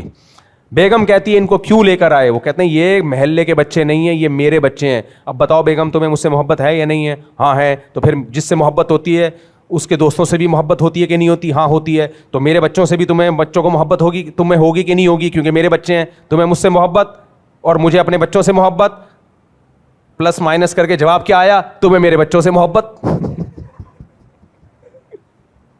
نہیں آ رہی سمجھ میں. اب پھر وہی نابالغ لوگوں کے سامنے میں نے باتیں شروع کر دی ہیں. یہ ہوتا ہے بچوں کو لے گئے آپ دوبارہ سے نا, سین بہت زبردست یہ ہوتے ہیں, آپ اس کو مذاق نہ سمجھو. باری ہے محمودہ کی, فرضی نام ہم لکھ رہے تھے, محمودہ عام طور پہ میں نے سنا نہیں ہے نام. محمودہ کی باری ہے, لے گئے رخشندہ کے بچوں کو آپ, جو آپ سے ہیں. بعض دفعہ تو پرانے والے شوہر سے ہوتے ہیں, وہ لے جا رہا ہوتا ہے آدمی, وہ تو زیادہ ڈینجرس ہو جائے گا. یہ 2-3 شادیوں کے بعد یہ گیم بہت ہوتا ہے. جن کو 2-3 شادیوں کرتے ہیں نا, تو کوئی بیوہ ملتی ہے, کوئی طلاق یافتہ ملتی ہے, کسی کے پہلے سے بچے ہوتے ہیں, کسی کے ان سے بچے. تو وہی میں لطیفہ اکثر سناتا رہتا ہوں نا. آفس میں فون آیا ایک خاتون کا, آپ جلدی سے گھر آئیں, میرے بچوں نے آپ کے بچوں کو مارا ہے. اور اس کے جواب میں آپ کے بچوں نے پھر میرے بچوں کو مارا, پھر ہم دونوں کے بچوں نے لڑائی چھڑوائی ہے, تو آپ جلدی سے گھر پہنچے. تو یہ بھی ہوتا ہے, میرے بچے پھر اس کے بچے پھر فلانے کے بچے پھر ڈمکانے کے بچے, بڑے مسائل. انجوائے یار لائف کو, یہی تو ہے. آپ کے کیا ہے, 2 ہی بچے ہیں ٹوٹل, آپ دونوں ہی کے ہیں, کوئی کسی قسم کی کنفیوژن ہے ہی نہیں. یہ کہ زندگی ہے, یہ زندگی ہے یہ. خیر بات کو جلدی سے سمیٹتا ہوں میں. تو سیدہ عائشہ کو غصہ کیوں آیا کہ مداخلت بولو دوسری زوجہ کی. تو اب کیا ہوتا ہے کہ اتنی سی مداخلت برداشت نہیں کی ہے, اور یہ نہیں ہوتی, محبت کا تقاضا ہے. تو اسی طرح میرے بھائی, جب دوسری کے گھر جا رہے ہو, پہلی والی کے بچوں کو لے کے جا رہے ہو, چاہے وہ آپ ہی کے بچے ہیں, پھر اس پہ یہ رپورٹیں پیش کرنا کہ جی چونکہ یہ میرے بچے ہیں, مجھے ان سے محبت ہو, تمہیں مجھ سے محبت ہو, تمہیں میرے بچوں سے بھی. یہ تو یہ فلسفہ چھوڑ دو, ایک طرف رکھ دو. جب وہاں جا رہے ہو وہ خود بلا لے, اچھی بات ہے, بچوں کو تعارف کرواؤ ضرور, لیکن جب آپ جا رہے ہو تو توجہ اس کا ٹائم پھر اس کو دینا چاہیے. خیر تو میں بات کو جلدی سے سمیٹتا ہوں. میں مثال یہ میں نے شروع کی تھی کہ انسان جتنی بھی ترقی کر لے میرے بھائی, یہ ترقی انسانوں کی نہیں ہوتی, یہ ترقی اس دنیا کی ہوتی ہے. سمجھتے ہو؟ میری اور آپ کی حقیقت میں ترقی اس وقت ہوگی جب ہم اپنی عمر کو بڑھا لیں. ایسی میڈیسن آ جائیں کہ انسان اب 2000 سال زندہ رہے گا. زندگی تو وہی ہے جہاں کے کھڑے ہوئے تھے ہم, بہت زیادہ 80 سال 90 سال، جاپان میں تو شروع سے ہی صدیوں سے لوگ لمبی زندگی جیتے ہیں، اور کچھ ممالک ایسے ہیں تو 100 سال نکال لیتے ہیں. گلگت بلتستان میں پہاڑی علاقوں میں 100 سال کے لوگ ہوتے ہیں، لیکن وہ بھی بالآخر کیا ہو جاتے ہیں؟ بوڑھے. تابعین میں ہمیں 120 سال تک کے لوگ بھی ملتے ہیں. تو اس زمانے میں تو ممکن نہیں ہے، لیکن 120 بھی کیا ہے، 60 کو 2 دفعہ، کیا خیال ہے؟ 60 سال جو ریٹائرمنٹ کی عمر ہے، گویا کہ ایک زندگی اور مل گئی، بس ختم. تو اس لیے اللہ تعالیٰ نے جو قرآن میں فرمایا من یرتد منکم عن دینہ، دین سے جو پیچھے ہٹے گا نا، تو میں اس کی مثال دے رہا تھا کہ منزل ہماری آخرت ہے. جو اس منزل سے ذرا سا بھی پورا ریورس ہوا وہ بھی ارتداد ہے، تھوڑا ریورس ہوا وہ بھی ارتداد. حقیقی معنوں میں ارتداد اس میں نہیں ہے جو اپنی منزل کو فوکس کر کے آگے بڑھتا چلا جا رہا ہے. تو اللہ نے اس کے بارے میں فرمایا جو بھی دین سے پیچھے ہٹے گا میں ایسی قوم کو پیدا کروں گا جو اللہ سے محبت اور اللہ ان سے محبت. اس میں اللہ نے بتا دیا کہ دین سے اگر پیچھے نہیں ہٹنا چاہتے تو اللہ کی محبت پیدا کر لو، کیونکہ جو پیچھے ہٹے ہیں نا ان میں ایک ہی چیز کی کمی تھی، اللہ سے محبت کی کمی تھی. تو اللہ ایسے لوگوں کو پیدا کرے گا جو اللہ سے محبت کریں گے. جب اللہ سے محبت کریں گے تو پیچھے ہٹیں گے. پھر انسان کو جس سے محبت ہوتی ہے اور کانفیڈنٹلی ہو، اس کو پتا ہو کہ محبت بھی ٹھیک ہے. بعض دفعہ حرام محبت ہوتی ہے، دل ملامت کرتا ہے کہ یہ ٹھیک نہیں ہے، لیکن جو محبت جس کا حکم ہو، عقل اور ضمیر مطمئن ہو اس محبت پہ، اس محبت میں انسان کی سپیڈ ہمیشہ محبوب کی طرف ہوتی ہے، اس سے پیچھے نہیں ہوتی. تو اس لیے صوفیاء کرام میں اس کو بہت زیادہ فوکس کیا جاتا ہے کہ اللہ کی محبت پیدا کی جائے. ہمارے دل خشک ہو چکے ہیں، جھاڑیاں بن چکے ہیں، اجڑ چکے ہیں.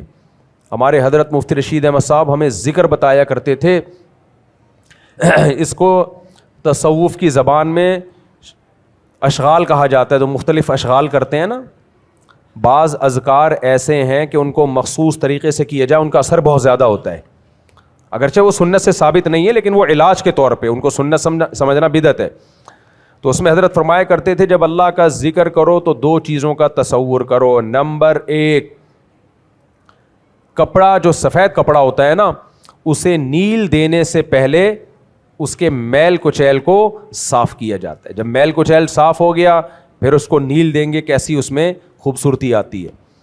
اور جب کسان کہیں باغبانی کا کام کرتا ہے تو پہلے جھاڑیاں کاٹتا ہے، اس کے بعد خوبصورت پھول پودے لگائے گا. وہ ایسا ہے یا نہیں ہے؟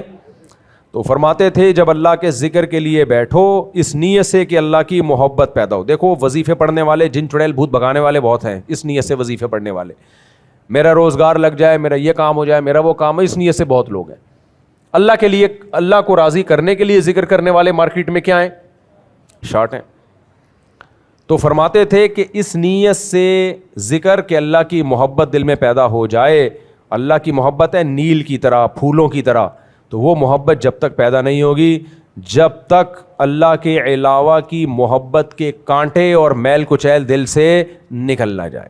سمجھ میں آ رہی ہے بات کہ نہیں آ رہی ہے؟ تو اللہ کے علاوہ سب کچھ مارکیٹ سے کیا جائے؟ شارٹ کیے، سب نکالا جائے گا. اللہ کے علاوہ میں ہر چیز، عزت، شہرت، دولت، سب. سپیریئر کون ہے بھائی؟ اللہ ہے. منزل ہماری وہاں ہے، تو پیچھے ہٹنا وہ فائدہ نہیں ہے. تو یہ جب تک پیدا نہیں ہوگی میرے بھائی، نہ دنیا میں سکون ملے گا نہ آخرت میں. اور ہم نے بڑوں سے سنا ہے کہ اللہ کے خوف سے بھی عمل ہوتا ہے. نماز پڑھتا ہے اللہ کے خوف سے، داڑھی رکھتا ہے اللہ کے خوف سے، نظر کی حفاظت کرتا ہے اللہ کے خوف سے. فرمایا خوف سے عمل میں اتنی طاقت نہیں ہوتی جتنی محبت سے عمل میں طاقت آتی. تو محبت پیدا کر لو، خوف بھی ہو لیکن خوف مغلوب ہو، محبت غالب ہو. محبت میں جب کام ہوتا ہے تو مزیدار ہوتا ہے، خوف میں جب کام ہوتا ہے تو مزیدار بولو نہیں ہوتا. ایک دوا آپ کو حکیم نے ایسی بتا دی جو ہے بھی مزے کی، تو آپ تو چاہو گے ایک کے بجائے 2 چمچے کھاؤ، حکیم روکے گا بھائی 1 کھا. لیکن ایک دوا اگر کڑوی ہے تو آپ چاہو گے 1 بھی نہ کھاؤں، حکیم کہے گا کھا ورنہ مرے گا.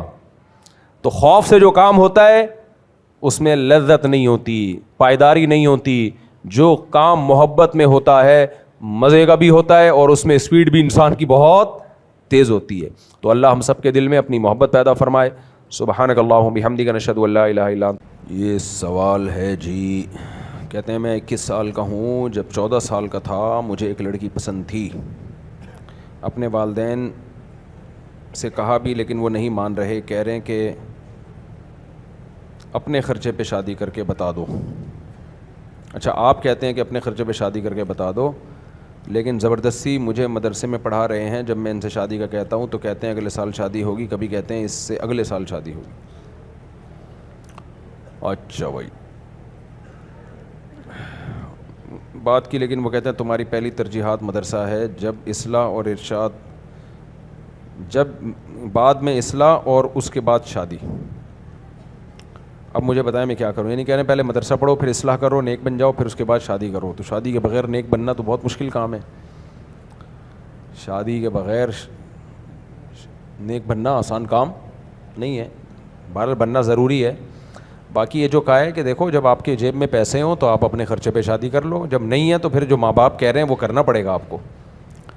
جس کے خرچے پہ پلتا ہے بات اسی کی ماننی پڑتی ہے. اصول دنیا کا یہی ہے. تو ماں باپ کے ذمے آپ کی شادی اس سینس میں تو ہے کہ آپ اگر کما رہے ہیں تو وہ آپ کہیں رشتہ کرنا چاہتے ہیں تو آپ کی مدد کریں، وہ تعاون کریں. اس سینس میں نہیں ہے کہ وہ آپ پہ پیسے بھی خرچ کریں. بیٹے کی شادی پہ، بیٹی پہ تو ویسے ہی شریعت میں کوئی خرچہ ہے ہی نہیں، اور بیٹے کی شادی پہ خرچہ ماں باپ کے ذمے نہیں ہے، تو اس لیے اپنے خرچے پہ ہوتی ہے. تو آپ ہاں ماں باپ کا آپ کو زبردستی مدرسے پڑھانا یہ لازم نہیں ہے، لیکن بات یہ کہ مدرسہ چھوڑو گے تو کرو گے کیا؟ کوئی آپ کے پاس ہے کوئی ایسی اپارچونیٹی کہ جاب کر لو، آپ پیسے کما لو؟ تو اس لیے اللہ نے جہاں نکاح کا کہا ہے وہاں یہ بھی کہا وَلْيَسْتَعْفِفِ الَّذِينَ لَا يَجِدُونَ نِكَاحًا، جن میں نکاح کی طاقت ہی نہیں ہے. کہیں پیغام بھیجیں گے قبول ہی نہیں ہوگا. آپ کہیں پیغام بھیجو گے قبول ہی نہیں کرے گا کوئی، بولیں گے بھائی آپ کرتے کیا ہو. تو ایسی صورت میں پھر اللہ نے فرمایا کہ وہ عفت اور پاک دامنی سے رہیں، گناہوں سے اپنے آپ کو بچائیں. تو اگر آپ کما لیتے ہو، کچھ آن لائن بزنس کر لو، فارغ وقت میں کما لو تو پھر ٹھیک ہے کر لو، لیکن جب نہیں کما رہے تو پھر ابا کے ذمے آپ کو کھلا پلا کے جوان کر دینا تھا. یہ جو آپ جوان ہو گئے نا، یہ ابا نے پراٹھے کھلائے ہیں تو اس سے جوان ہوئے آپ. تو ابا کے ذمے بس اتنا ہی ہے. ماشاء اللہ. کہاں سے ہیں؟ نیو کراچی سے، نارتھ ناظم آباد سے. ماشاء اللہ ماشاء اللہ. کتنی ایج ہے آپ کی؟ 26 سال. ماشاء اللہ ماشاء اللہ. میں نے بھی 26 سال میں شادی کی تھی لیکن بہت لیٹ ہو گیا تھا میں. اگر میرے یہ نظریات پہلے ہوتے نا جو اب ہیں تو ابھی میرے پوتا بیٹھا ہوا ہوتا ہے یہاں پہ بیان کے لیے. اچھا بھائی، یہ دولہا ہے ماشاء اللہ سید محمد نعمان بل سید محمد طاہر، اور دلہن کا نام ہے منال بنت محمود الرحمان خان. مہر ہے جی 1 لاکھ روپے. دلہن کے وکیل کہاں ہیں؟ ویئر از وکیل آف دلہن؟ وہ ہیں جی، یہ جو آ رہے چلتے ہیں، یہ جو ریڈ کپڑوں میں. جی جی. حضرت آپ نے اجازت دی کہ میں 1 لاکھ روپے مہر میں منال بنت محمود الرحمان کا نکاح سید محمد نعمان بل سید محمد طاہر سے کر دوں؟ اجازت ہے جی. الحمدللہ نحمدہ ونستعینہ ونستغفرہ ونؤمن بہ ونتوکل علیہ ونعوذ باللہ من شرور انفسنا ومن سیئات اعمالنا من یہدہ اللہ فلا مضل له ومن یضللہ فلا ہادی له ونشهد أن لا إله إلا الله وحده لا شريك له ونشهد أن سيدنا وحبيبنا وشفيعنا وسندنا محمدا عبده ورسوله صلى الله تعالى عليه وعلى آله وأصحابه وبارك وسلم تسليما كثيرا كثيرا. أما بعد فأعوذ بالله من الشيطان الرجيم. بسم الله الرحمن الرحيم. يا أيها الناس اتقوا ربكم الذي خلقكم من نفس واحدة وخلق منها زوجها وبث منهما رجالا كثيرا ونساء واتقوا الله الذي تساءلون به والأرحام إن الله كان عليكم رقيبا.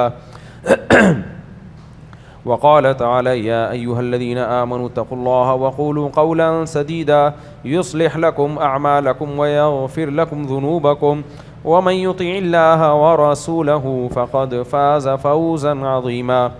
وقال النبي صلى الله عليه وسلم النكاح من سنتي وقال فمن رغب عن سنتي فليس مني.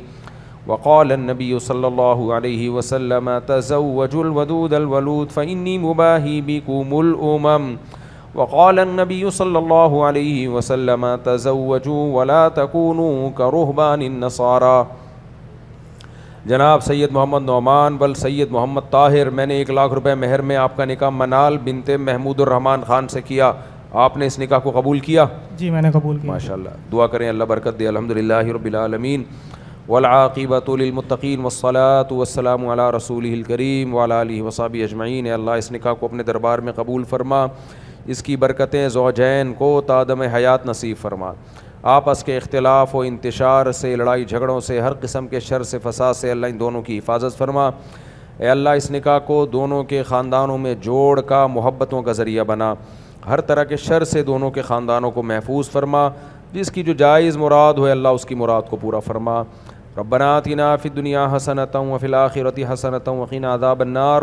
صلی اللہ تعالی علی خیر خلقہ محمد وعلی آلہ وصحبہ اجمعین. اللہ تعالیٰ بہت مبارک کرے بھائی. ماشاءاللہ ماشاءاللہ. میں نے غلطی سے سائرن کے وقت کھانا کھا لیا، پھر خیال آیا کہ روزہ تو نہیں ہوا، پھر میں نے روزہ نہیں رکھا، اب کیا کرنا ہے؟ سائرن کے وقت اگر کھانا کھا لیا تو خوب سمجھو اس مسئلے کو. یہ جو صبح صادق کا ٹائم ہے نا، اس کو یہ کہتے کس کو ہیں؟ اس کو توجہ ہے نا آپ لوگوں کی؟ قرآن نے ہمیں حکم دیا کہ کلوا واشربوا حتی یتبین لکم الخیط الابیض من الخیط الاسود من الفجر.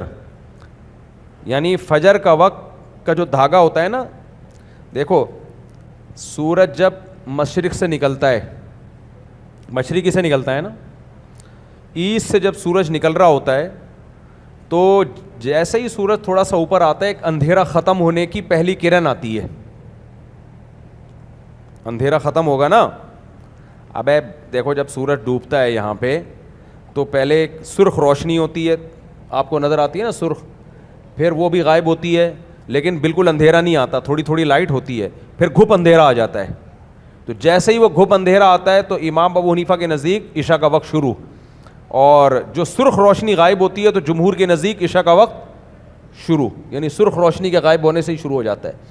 اسی طرح جب ایسٹ میں سورج نکلنا شروع ہوتا ہے مشرق سے تو ہوتا یہ ہے کہ پہلے ایک لمبی لائٹ آتی ہے ایسے سیدھی، وہ صبح کا ٹائم نہیں ہے، فجر کا ٹائم نہیں ہے. پھر کیا ہوتی ہے؟ وہ لائٹ غائب ہو جاتی ہے، پھر ایک لائٹ آتی ہے جو سورج کے نکلنے کی وجہ سے ہوتی ہے، یعنی روشنی ایسے لمبوتری لائٹ ہے نا، وہ ہے صبح صادق. پوری امت کا اس پر اتفاق ہے. آئی بات سمجھ میں؟ یہ اختلافی مسئلہ بیان کر رہا ہوں. جب میں اختلافی مسئلہ بیان کرتا ہوں تو کوشش کرتا ہوں بہت آسان کر کے، تاکہ آپ کو سمجھ میں آئی اختلاف ہے کیا علماء کے درمیان میں.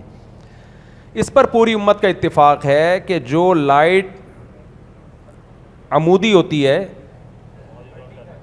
ورٹیکل لائٹ ہوتی ہے، وہ صبح کاذب ہے، اور جو لائٹ ہاریزنٹل لائٹ ہوتی ہے وہ صبح صادق ہے.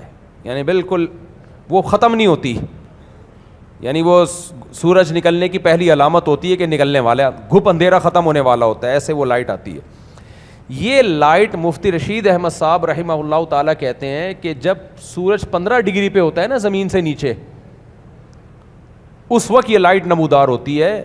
اور پاکستان کے اکثر علماء یہ کہتے ہیں کہ نہیں، جب سورج 18 ڈگری پہ ہوتا ہے، 3 درجے ابھی نیچے ہوتا ہے 18 ڈگری پہ، اس وقت یہ لائٹ نمودار ہوتی ہے. آئی بات سمجھ میں؟ اس لیے دارالعلوم کرنگی والے جو نقشے چھاپتے ہیں، یا جو امت میں عام طور پہ پاکستان میں زیادہ نقشے رائج ہیں، وہ یہ ہیں 18 ڈگری کے حساب سے، 18 ڈگری کے حساب سے. جبکہ مفتی رشید احمد صاحب ماہر فلکیات بھی تھے، ان کے اپنے مشاہدے بھی ہیں، خود انہوں نے جا کے دیکھا ہے اور علماء کو دکھایا بھی ہے. وہ 18 ڈگری پہ وہ لائٹ ظاہر 15 ڈگری پہ وہ لائٹ ظاہر ہو رہی تھی، یعنی 3 ڈگری سورج مزید اوپر آ جاتا ہے تو وہ لائٹ ظاہر ہوتی ہے. آئی بات سمجھ میں؟ اور وہ تقریباً 15-20 منٹ کے بعد، پاکستان اور انڈیا میں تقریباً 15-20 منٹ کے بعد ہوتی ہے. اب مثال کے طور پر آج کیا تاریخ ہے؟ اپریل کی 3 اپریل 2026 ہے. آج جو مفتی رشید احمد صاحب کے نقشے کے مطابق جو ٹائم ختم ہوا ہے نا، یہ میں آپ کو ہمیشہ کے لیے ایک آسانی کی بات بتا رہا ہوں, مزہ نہ آئے پیسے واپس, آپ کا فائدہ ہے اس میں, مزہ نہ آئے پیسے واپس. آج اس کے مطابق 5:18 پر صبح صادق ہوئی ہے. مفتی رشید احمد صاحب کی جو رائے ہے نا 15 ڈگری پہ 5:18 کراچی میں, جبکہ جو عام نقشے بنے ہوئے ہیں اس میں صبح صادق کا ٹائم ذرا دیکھنا جلدی سے کیا ہے, 5:05 پہ. تو کتنا فرق ہو گیا, 13 منٹ کا. کبھی 13 منٹ کا ہوتا ہے, کبھی 15 منٹ کا, کبھی میرا خیال 18-20 منٹ تک بھی چلا جاتا ہے. تو یہ 10 منٹ تو ہے ہی کم سے کم. تو اب مفتی رشید احمد صاحب کے چونکہ مشاہدے ہیں, میں نے نیوٹرل ہو کے اس مسئلے پہ جو تحقیق کی ہے, نیوٹرل ہو کے, نیوٹرل کا مطلب کیا ہے کہ میں تو مفتی رشید احمد صاحب کا مرید ہوں, لیکن میں نے اس میں ان کی رائے, ذاتی رائے کو نہیں دیکھا, بلکہ نیوٹرل ہو کے جو گاؤں دیہاتوں میں لوگ جو جانتے ہی نہیں یہ نقشے کیا ہوتے ہیں, 15 ڈگری کیا ہوتی ہے, 18 ڈگری کیا ہوتی ہے, جو بالکل نیوٹرل جنہوں نے یہ دیکھا ہی نہیں ہے, وہ جب صبح صادق کا مشاہدہ کرتے ہیں نا, وہ جو گواہی دیتے ہیں وہ مفتی رشید احمد صاحب کے نقشے کے مطابق ٹھیک نکل رہی ہوتی ہے.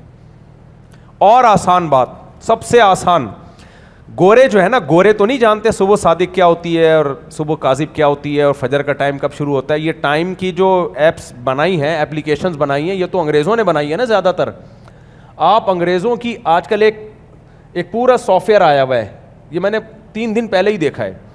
وہ سافٹ ویئر میں پورا جو سورج کی جو ڈائریکشن ہے نا, مشرق کی طرف کھسک رہا ہے, اور اس سے ایسٹ پہ کیا کیا اثرات ظاہر ہو رہے ہیں, یعنی روشنی, وہ 15 ڈگری کے بجائے بلکہ وہ تو اور بھی تھوڑا لیٹ ہے, 1-2 ڈگری اور لیٹ ہے, یعنی 13 ڈگری یا 13.5 ڈگری پہ آ کے نظر آ رہا ہوتا ہے کہ صبح صادق ہو رہی ہے. وہ تو پوری ایپلیکیشن ایسی ہے, سافٹ ویئر ایسا ہے, آپ اپنے سسٹم میں ڈال دیں تو آپ کو سورج کا چلتا ہوا نظر آئے گا پورا, اور ڈگری بھی بتا رہا ہوگا وہ. اور جیسے ہی دیکھیں گے نا آپ مشرق کی طرف لائٹ آنا شروع ہو گئی تو وہ مفتی رشید احمد صاحب والا ٹائم ہوگا. تو اس لیے میرا اپنا معمول یہ ہے کہ میں 94 سے لے کے اب تک جو روزے کھا رہا ہوں وہ 15 ڈگری کے حساب سے کھا رہا ہوں. یعنی آپ لوگ جس ٹائم پہ روزہ بند کرتے ہیں, میں 10 سے 15 منٹ بعد بند کرتا ہوں, کیونکہ میں نے مفتی رشید احمد صاحب کو اس پر عمل کرتے ہوئے دیکھا بھی ہے. وہ کانفیڈنٹلی کہا کرتے تھے, ان کے دلائل مجھے زیادہ مضبوط لگے اور میں خود بھی اس پہ عمل کرتا ہوں. لیکن چونکہ بہرحال دوسری طرف بہت بڑے علماء موجود ہیں, اگرچہ وہ فلکیات میں اس لیول کے ماہر نہیں ہیں جس لیول کے مفتی رشید احمد صاحب ماہر تھے, تو میں لوگوں کو فتنے میں نہیں ڈالتا. مطلب یہ ہے کہ پبلک میں نہیں کھاتا اس ٹائم پہ. میں نہیں آئی سمجھ میں بات؟ مثال کے طور پر یہاں اعتکاف والوں کے ساتھ اگر کبھی بیٹھ کے افطاری کی ہے تو جس ٹائم پہ پبلک بند کر رہی ہے اسی ٹائم پہ بند کر دیتا ہوں. وجہ اس کی ہے کہ 10 منٹ لیٹ کھاؤ گے, بولیں گے کیا کر رہا ہے بھائی, پھر بیٹھ کے تقریر ایک فتنے میں مت ڈالو, جو لوگ کر رہے ہیں اسی پہ عمل کرو. کیونکہ روزہ تو 10 منٹ پہلے بند ہو جائے گا تو روزہ تو ہو جائے گا نا بھائی. روزے میں ضروری تھوڑی گھر جا کے پانی پی لو, جو مرضی کرنا ہے, لیکن پبلک کے سامنے عوام کو مشکلات میں مت ڈالو. مفتی رشید احمد صاحب کہتے تھے میرا جو نقشہ ہے 15 ڈگری والا وہ مسجدوں میں لگا دیں, اگر کسی ایک شخص کو بھی اعتراض ہو تو ہٹا دیں, ایک شخص کو بھی اعتراض ہو, کیونکہ دوسری طرف میجورٹی ہے علماء کی, تو ہم نہ بدگمان کرنا ہے علماء سے, نہ فتنے میں ڈالنا ہے. ایک دفعہ یہ بھی ہوا کہ کسی نے کہا سپریم کورٹ میں کیس کرتے ہیں, اس کو بھی جامعۃ الرشید والوں نے روکا کہ بھائی یہ علماء کے مسائل عدالتوں میں حل نہیں ہوتے, جس کی جو رائے ہے جس پہ اعتماد عمل کرے. تو اب فجر کی نماز تو بہرحال دیر سے پڑھنی ہے 15 ڈگری کے بعد, نمازوں کو داؤ پہ مت لگائیں. تو یعنی مفتی رشید احمد صاحب سے کسی نے کہا کہ حضرت آپ احتیاط پہ عمل کر لیں نا, دونوں طرف علماء. حضرت نے فرمایا جو صاحب قول ہی احتیاط پر عمل کرے نا تو وہ قول نہیں رہتا ہے, یعنی اس کی علامت ہے کہ اس کو اپنے قول پہ خود ہی اعتماد نہیں ہے. صحیح ہے نا. تو ابھی جو انگریزوں نے سافٹ ویئر بنایا ہے نا, وہ سورج کے جو جس طرح سے آپ دیکھ لیا, وہ ہم کبھی انشاءاللہ نیٹ پہ شائع بھی کر دیں گے, وہ مفتی رشید احمد صاحب کے مطابق بالکل ٹھیک ہے. وہ تو 18 ڈگری پہ اندھیرا ہوتا ہے. اچھا آپ نے کیا کرنا ہے, آپ نے نہ 18 ڈگری کو دیکھنا ہے نہ 15 ڈگری کو. جو یورپ امریکہ میں لوگ رہتے ہیں ان کے لیے بھی میں یہ چیز ریکارڈ کروا رہا ہوں, کیونکہ وہ بھی بہت کنفیوز ہو جاتے ہیں. اور یہ جو گرمیوں میں نا بہت مشکل ہوتا ہے اس قول پر عمل کرنا ناروے والوں کے لیے. اوسلو میں جو لوگ رہتے ہیں وہ بہت مشکل ہو جاتا ہے, کیونکہ وہ اس کے حساب سے دن بہت زیادہ لمبا ہو جاتا ہے. تو یورپ امریکہ میں جو لوگ رہتے ہیں وہ چھوڑ دیں کہ مفتی رشید احمد صاحب کیا کہتے ہیں یا دارالعلوم کرنگی والے کیا کہتے ہیں, سافٹ ویئر کیا کہتا ہے انگریزوں کے, چھوڑ دیں اس کو.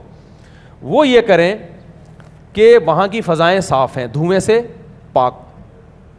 جب مطلع بالکل صاف ہونا, بادل نہ ہو اور ایسٹ بالکل صاف ستھرا ہو, کوئی قول نہ دیکھیں, وہ جائیں اور دیکھیں کہ صبح صادق کس ٹائم پہ شروع ہو رہی ہے, وہ ٹائم نوٹ کر لیں, پھر وہ دیکھیں کہ وہ ٹائم کس قول کے مطابق درست ہے. تو میں انشاءاللہ یقین سے کہتا ہوں کہ مفتی رشید احمد صاحب کے قول کے حساب سے وہ آپ کو ٹائم ملے گا. لیکن یہ اس صورت میں ہے کہ آپ نیوٹرل ہو کے جائیں. اگر کسی قول والے کو لے گئے نا اپنے ساتھ, چاہے وہ جامعۃ الرشید کا بندہ ہو, چاہے وہ دارالعلوم کرنگی کا بندہ ہو, پھر درست فیصلے پہ نہیں پہنچو گے آپ, کیونکہ ہر شخص اپنے قول کو صحیح ثابت کرنے کے لیے بتائے گا یہ روشنی نہیں ہے, یہ یوں ہے, تو فلانا ہے, تو ڈمکانا ہے, نہیں بیٹھا تو وہ اتنا آدمی پاگل ہو جاتا ہے, باولا ہو جاتا ہے, وہ نہیں سے. تو فیصلہ ہمیشہ نیوٹرل ہو کے کیا جاتا ہے. دونوں قول والوں کو سائڈ پہ رکھو آپ. 18 والے کیا کہتے ہیں ان سے مت الجھو, 15 والے کیا کہتے ہیں ان سے مت الجھو. نیوٹرل ہو کے, صحابہ کرام تو نیوٹرل ہو کے دیکھتے تھے نا صبح صادق کو. کیا خیال ہے اس وقت تھوڑی ہے ڈگری وگری فلکیات نے یہاں تک ان کو تھوڑی معلومات تھیں, وہ تو جاتے تھے دیکھتے تھے. اس کی آسان مثال میں دیتا ہوں. ایک ایپلیکیشن ہے جس میں لکھا ہوا ہے کہ سورج جو ہے 6:20 پہ غروب ہوگا, دوسری ایپلیکیشن کہہ رہی ہے 6:30 پہ غروب ہوگا. اب آپ نے کیا کیا, دونوں قولوں کو لے کے فلکیات کے ماہرین کے پاس گئے اور ڈگری شگری لگا کے پاگل ہو جاؤ گے نا آپ. ابے سیدھا سا دونوں قولوں کو سائڈ پہ رکھو, آپ جاؤ سورج دیکھو کس ٹائم پہ غروب ہو رہا ہے اور ٹائم نوٹ کر لو, پھر آپ کو پتہ چل جائے گا کہ کون سی ایپلیکیشن درست کہہ رہی ہے. سمجھ آ رہی ہے بات؟ لیکن کسی صاحب ایپلیکیشن کو ساتھ نہ لے کے جاؤ, وہ پھر کہے گا ایکچولی یہ یوں ہو رہا ہے, وہ پاگل ہو جاؤ گے. تو اسی طرح صبح صادق میں آپ نیوٹرل ہو کے جاؤ. سندھ چلے جاؤ, جہاں ریگستان ہے تو مطلع صاف ہوتا ہے, وہاں بیٹھ جاؤ, کیونکہ ویسٹ میں تو سمندر ہے, مطلع تو صاف ہے, لیکن وہاں تو سورج غروب ہو رہا ہے نا ایسٹ میں. تو اندرون سندھ جا کے جو بھی ایسے ریگستانی علاقے ہیں وہاں کبھی ایک دن پڑاؤ ڈالو, اور بالکل نیوٹرل ہو کے آپ دیکھو کہ یار یہ پہلی جو صبح ہوتی ہے یہ کس ٹائم پہ ہوتی ہے, اور صبح کاذب اور صادق میں فرق ہے, یہ بھی ذہن میں رکھو. پہلے صبح کاذب ہوگی پھر صادق ہوگی, ہر صبح صادق سے پہلے صبح کاذب کا ہونا ضروری ہے. یہاں ان ملکوں میں تو یہ بہت واضح ہوتی ہے, تو اس لیے یہ کام کر لو. تو اب اس کے حساب سے جنہوں نے اذان کے ٹائم پہ پانی پی لیا ان کا روزہ ہو گیا ہماری رائے. سمجھ آ رہی ہے بات؟ کیونکہ اذانیں وقت سے پہلے ہو جاتی ہیں. لیکن پھڈے میں نہ ڈالنا جا کے, جو کرنا ہے کر لو, لڑائیاں نہ کرنا جا کے. اب آپ گھر میں گئے, ساری دنیا روزہ کھول رہی ہے جی, 5:05 پہ بند کر رہی ہے, آپ اکیلے بیٹھے ہوئے ہو کھا رہے ہو 5:15 تک.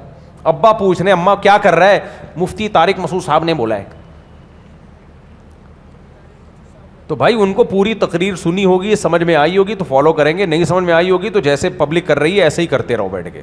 تو پھر خام خواہ میں پنگے بازی مت کرو, 10 منٹ بعد کھا لو. میں جب سسرال جاتا تھا تو انہی کے حساب سے روزہ بند کرتا تھا میں, کیونکہ مجھے پتا ان کو سمجھانا اونٹ کو رکشے میں بٹھانے سے زیادہ مشکل کام ہے. سمجھ آ رہی بات؟ ان کو بس اتنا سمجھ میں آ گیا کہ ہم سے رشتہ کر دیا, بہت بڑی فتح ہے, اس کے علاوہ مزید کچھ سمجھانے کی ان کو کوشش مت کرو. تو یہاں بھی ایسا ہی ہے, اعتکاف میں بیٹھا ہوتا ہوں تو میں سب کے حساب سے ہی سحری بند کرتا ہوں, میں لوگوں کو کنفیوز نہیں کرتا.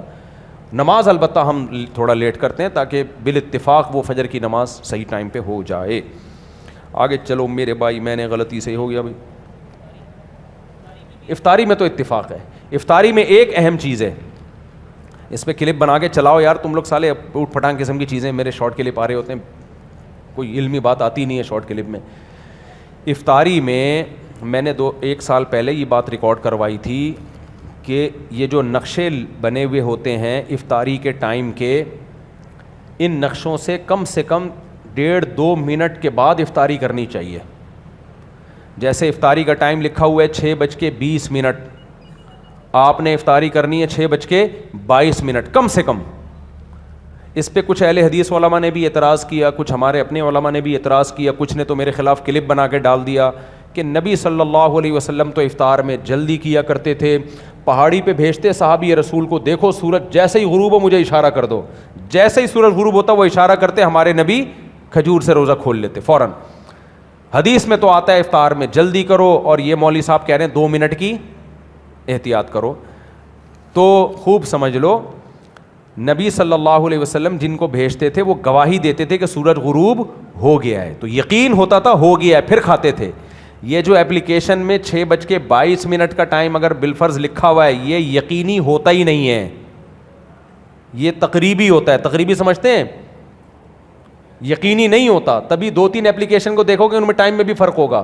ایک بات تو یہ. دوسری بات یہ کہ سورج غروب ہونا ایک سائنسی لحاظ سے ہوتا ہے, ایک ہوتا ہے حقیقت میں. شریعت حقیقت میں اس کو مانتی ہے کہ جب آپ دیکھیں اور وہ غروب ہو چکا ہو. بعض دفعہ فلکیات کی روح سے سورج غروب ہو گیا ہوتا ہے لیکن حقیقت میں غروب نہیں ہوتا. کیوں؟ ایک ایکسپیریمنٹ ہم اسکول میں کیا کرتے تھے. دیکھو ایک پیالہ لو, آپ لوگ کو زیادہ سائنسی گاڑی واڑی باتیں تو نہیں ہو گئی, بہت آسان کر کے سمجھانے کی کوشش کرتا ہوں یار میں, اس سے زیادہ میرے اندر طاقت نہیں ہے سمجھانے کی. دیکھو ایک پیالہ لیا آپ نے, پیالہ تو پیالہ ہی, باؤل, ٹھیک ہے, اس میں سکہ رائج الوقت ڈال دیا آپ نے, یا رائج الوقت نہ بھی ہو, ایسا نہ ہو رائج الوقتی سکہ تلاش کر رہے ہو بیٹھ کے, کوئی بھی سکہ آپ نے ڈال دیا, ٹھیک ہے, اٹھنی ڈال دی, چونی, اب تو اٹھنی چونی نئی نسل بھول چکی ہے, کوئی بھی سکہ ڈال دیا آپ نے. اب آپ نے اپنی آنکھوں کو نیچے کیا یوں یوں یوں یوں, اور یا آنکھوں کو نیچے نہیں کرو, پیالے کو اٹھاؤ, بلکہ نہیں آپ خود ہی پیالہ اپنی جگہ پہ رکھو, خود نیچے ہونا شروع ہو. ایک وقت ایسا آئے گا کہ وہ سکہ آپ کی نظروں سے غائب ہو جائے گا. وہ ایک پوائنٹ ایسا آئے گا, یعنی پیالے کی دیواریں آپ کے اور سکہ رائج الوقت کے درمیان حائل ہو رہی ہوں گی. وہ جو پوائنٹ اینڈنگ پوائنٹ ہوگا جب سکہ غائب ہو جائے, اب اپنے آپ کو بھی وہیں رکھنا ہے اور پیالے کو بھی اسی لوکیشن, یعنی اسی لوکیشن پہ رکھنا ہے. پھر آپ نے اس میں پانی ڈالا, جیسے ہی پانی ڈالو گے نا سکہ اوپر آ جائے گا. آئی بات سامنے, اوپر نہیں آئے گا, ہوگا نیچے ہی, لیکن نظر آپ کو آنا شروع ہو جائے گا. یہ ہوتا کیا ہے, پانی میں گزرنے کے بعد روشنی اپنے اینگل کو چینج کر لیتی ہے, تو جو چیز چھپی ہوئی تھی اس کو اٹھا دے گی. سکہ حالانکہ اوپر نہیں آیا ہے, سکہ وہیں ہے, نظر آپ کو آنا دوبارہ شروع ہو گیا, حالانکہ اپنا اینگل چینج نہیں کیا آپ نے. ہوتا یہ ہے کہ روشنی جب کثافت سے گزرتی ہے نا, کوئی بھی کثیف بھاری چیز, تو اس سے روشنی کا اینگل چینج ہو جاتا ہے. دیکھو روشنی اس سکے سے ٹکرا کے واپس آ رہی تھی نا, تو جب تک پیالے کی دیوار حائل تھی روشنی جا رہی ہے, روشنی یعنی اس سے ٹکرا کے آپ کی آنکھوں کو واپس ہی نہیں آ رہی. پانی نے کیا کیا, روشنی یوں آئی ہے اور اینگل چینج کر کے آپ کی آنکھوں میں پہنچ رہی ہے اور نظر آنا شروع ہو گیا. تو جب سورج غروب ہوتا ہے, مطلع اگر بالکل مغرب کا صاف ستھرا ہو, بارشیں ہوئی ہوئی ہوں, کوئی دھول مٹی نہ ہو, تو سورج غروب ہوگا, آپ کو غروب لگے گا. لیکن اگر مطلع ابر آلود ہے, بہت زیادہ دھول مٹی ہے, تو غروب ہونے کے بعد بھی سورج بعض دفعہ نظر آ رہا ہوتا ہے. نہیں آئی میرے خیال ہے بات, نظر آ رہا ہوتا ہے. تو شرعی لحاظ سے وہ غروب نہیں ہوا ہوتا. تو ایپلیکیشن میں تو وہ ٹائم لکھا ہوگا جو اوریجنل ٹائم ہے, جس میں ہو جانا چاہیے تھا, لیکن شریعت اس ٹائم کو نہیں مانتی. شریعت کہتی ہے جب دیکھنے میں بھی لگے کہ غروب ہو چکا ہے, تو بعض دفعہ 1-8 منٹ کا فرق آ جاتا ہے اس سے. اب سمجھ میں آیا کہ نہیں آیا؟ یعنی آنکھوں کے لحاظ سے غروب ہونے میں اور کیلکولیشن کے لحاظ سے غروب ہونے میں بعض دفعہ 1-2 منٹ کا فرق آ جاتا ہے. تو یہ فرق ہو گیا کہ نہیں ہو گیا؟ تو شریعت کہتی ہے جب یقینی غروب ہو جائے, یعنی دیکھو تو بھی پتہ چلے کہ غروب ہو چکا ہے, تو وہ ایپلیکیشن سے 1-2 منٹ کی احتیاط کرنی پڑے گی. اور سنو مزید ایک احتیاط یہ کہ ایپلیکیشن عام طور پہ آپ کو کراچی میں غروب آفتاب کا ٹائم بتا رہی ہوتی ہے, ایگزیکٹ جس لوکیشن پہ آپ بیٹھے وہاں کا ٹائم نہیں بتا رہی ہوتی. دیکھو میرا ایک گھر معمار میں بھی ہے نا, میں نے کئی دفعہ نوٹ کیا ہے, یہاں پر میں نے کرنٹ لوکیشن کے حساب سے سورج غروب کا ٹائم ڈالا, کچھ اور تھا, معمار میں ٹائم ڈالا, 1 منٹ کا فرق آ گیا. آئی بات سمجھ میں؟ تو کراچی اتنا بڑا ہے کہ ایک جگہ سے دوسری جگہ پہنچنے میں ٹائم کا فرق آ جاتا ہے. تو یہ ساری کیلکولیشن کا حاصل یہی نکلے گا کہ سورج غروب ہوتے ہی, آپ حدیث سے پتہ چلتا ہے افطار میں جلدی کریں, لیکن غروب ہونے کا یقین تو ہونا, تو اس یقین کے لیے آپ کو 1.5-2 منٹ احتیاط کرنی پڑے گی. اب سمجھ میں آیا؟ تو ہم کوئی قرآن حدیث کے خلاف مسئلے نہیں بتاتے. قرآن حدیث کو سمجھنے کے لیے ایک عدد کھوپڑی کا ہونا ضروری ہے. تو نبی تو یقیناً یہ کرتے تھے, لیکن وہاں تو دیکھ رہے ہیں نا, کیلکولیشن تھوڑی یہ دیکھ کے بتا رہے ہیں ہو گیا غروب, تو اب کیا ہمیں تھوڑی پتہ چلتا ہے کہ غروب ہوا ہے کہ نہیں ہوا. تو یہ ایپلیکیشن یقینی نہیں ہوتی, 1-2 منٹ کی احتیاط اس میں ضروری ہوتی ہے. اس لیے جب سورج غروب ہو تو 1-1.5-2 منٹ, میں تو 2 منٹ کی کم از کم احتیاط کرتا ہوں, کم سے کم 2 منٹ کی احتیاط لازمی کریں. سارے دن کا روزہ ہے تو 1 سیکنڈ کی بے احتیاطی سے کیوں خراب کر رہے ہو, شک میں کیوں ڈال رہے ہو اس کو. البتہ سحری کے وقت میں ایسا نہیں ہے. سحری کے وقت میں جو ٹائم ہے ایگزیکٹ اسی ٹائم پہ روزہ بند کر سکتے ہیں. پوچھو کیوں؟ وہاں بھی تو کیلکولیشن کا فرق ہو سکتا ہے. کیا خیال ہے؟ نہیں آئی سمجھ میں بات؟ اب ہے وہاں بھی تو ہو سکتا ہے 5:18 ہے تو ہو سکتا ہے 16 پہ ہو رہا ہو اور آپ 18 پہ کر رہے ہو. اس کا جواب یہ ہے کہ شریعت کا ایک قانون ہے, الیقین لا یزول بالشک, یقینی چیز شک سے زائل نہیں ہوتی. صبح صادق میں ایسا ہوتا ہے کہ ہمیں یقین ہے ابھی رات ہے, جو چل رہی ہے کیا ہے وہ رات, جب تک صبح کا یقین نہیں ہوگا شریعت کہتی ہے رات ہی ہے یہ. تبھی حدیث میں آتا ہے کوئی مؤذن کی اذان سنے اور پیالہ ہاتھ میں ہو نا دودھ کا فوراً پی لے, وہ فوراً پی لے, اس میں احتیاط کا حکم نہیں دیا, بس پی لو جلدی سے. تو کیا مطلب ہے, رات یقینی ہے, رات کا ختم ہونا ابھی یقین نہیں ہے. تو جب تک رات کے ختم ہونے کا اور صبح صادق کے شروع ہونے کا 100% یقین نہیں ہوگا تو وہ رات ہی سمجھی جائے گی اور یہی سمجھا جائے گا ابھی صبح کا وقت شروع نہیں ہوا. لیکن جب ایک دفعہ دن شروع ہو گیا تو اب غروب آفتاب میں جب تک دن کے ختم ہونے کا یقین نہیں ہوگا اس وقت تک روزہ افطار کرنے کی اجازت نہیں ہوگی. نہیں آئی سمجھ میں؟ خاندانی بات ہو گئی کہ نہیں ہو گئی؟ وہاں تو اب دن چل رہا ہے نا, سورج غروب ہے یا نہیں ہے اس میں شک ہے. اصل تو یہ کہ غروب نہیں ہے کیونکہ اب تک تو غروب نہیں تھا. تو جب تک غروب ہونے کا یقین نہیں ہوگا آپ روزہ افطار نہیں کر سکتے. اور ادھر الٹا معاملہ ہے, جب تک رات کے ختم ہونے کا یقین نہیں ہوگا رات ہی سمجھی جائے گی. چھوڑ دو یار, تو یار ایسی ٹھیک. میرا ہاتھ خراب ہونے کی وجہ سے بیوی مستقل لڑتی ہے. ہم کیا سنا رہے ہیں ان کو, شادی بیوی پھڈے, فلکیات کے مسائل حل کر رہے ہیں آپ کے ساتھ بیٹھ کے. یہ کہہ رہے 18 ہو یا 15 ڈگری ہو, میری بیوی کو ٹھیک کرو, احتیاطاً دیر سے روزہ افطار کرو, جلدی افطار کرو, مجھے اس سے کوئی غرض نہیں ہے, میری بیوی کو ٹھیک کر دو. کہہ رہے حالات خراب ہونے کی وجہ سے بیوی بہت لڑتی ہے, تانے دیتی ہے, میں کیا کروں. مالی حالات جب خراب ہوتے ہیں تو بیگم کے تانے ہی سنتا ہے آدمی. تو بیگم کو چاہیے, شریک حیات ہے نا, گرل فرینڈ تھوڑی ہے وہ, شوہر کے دکھ درد میں شوہر کا ساتھی بنے, کچھ کم پہ گزارا کرے وہ اگر میاں کے حالات صحیح نہیں ہیں. لیکن حالات اپنی حماقتوں سے اگر خراب ہیں, بعض دفعہ اپنی سستی سے بھی خراب ہوتے ہیں. مفتی صاحب میرا سوال یہ ہے کہ کیسے اپنے دل میں دین کی محبت ڈالیں, کیونکہ ہمیں بھی اپنی دعاؤں میں نماز میں اللہ کے نزدیک لوگوں کی طرح دل لگانا ہے.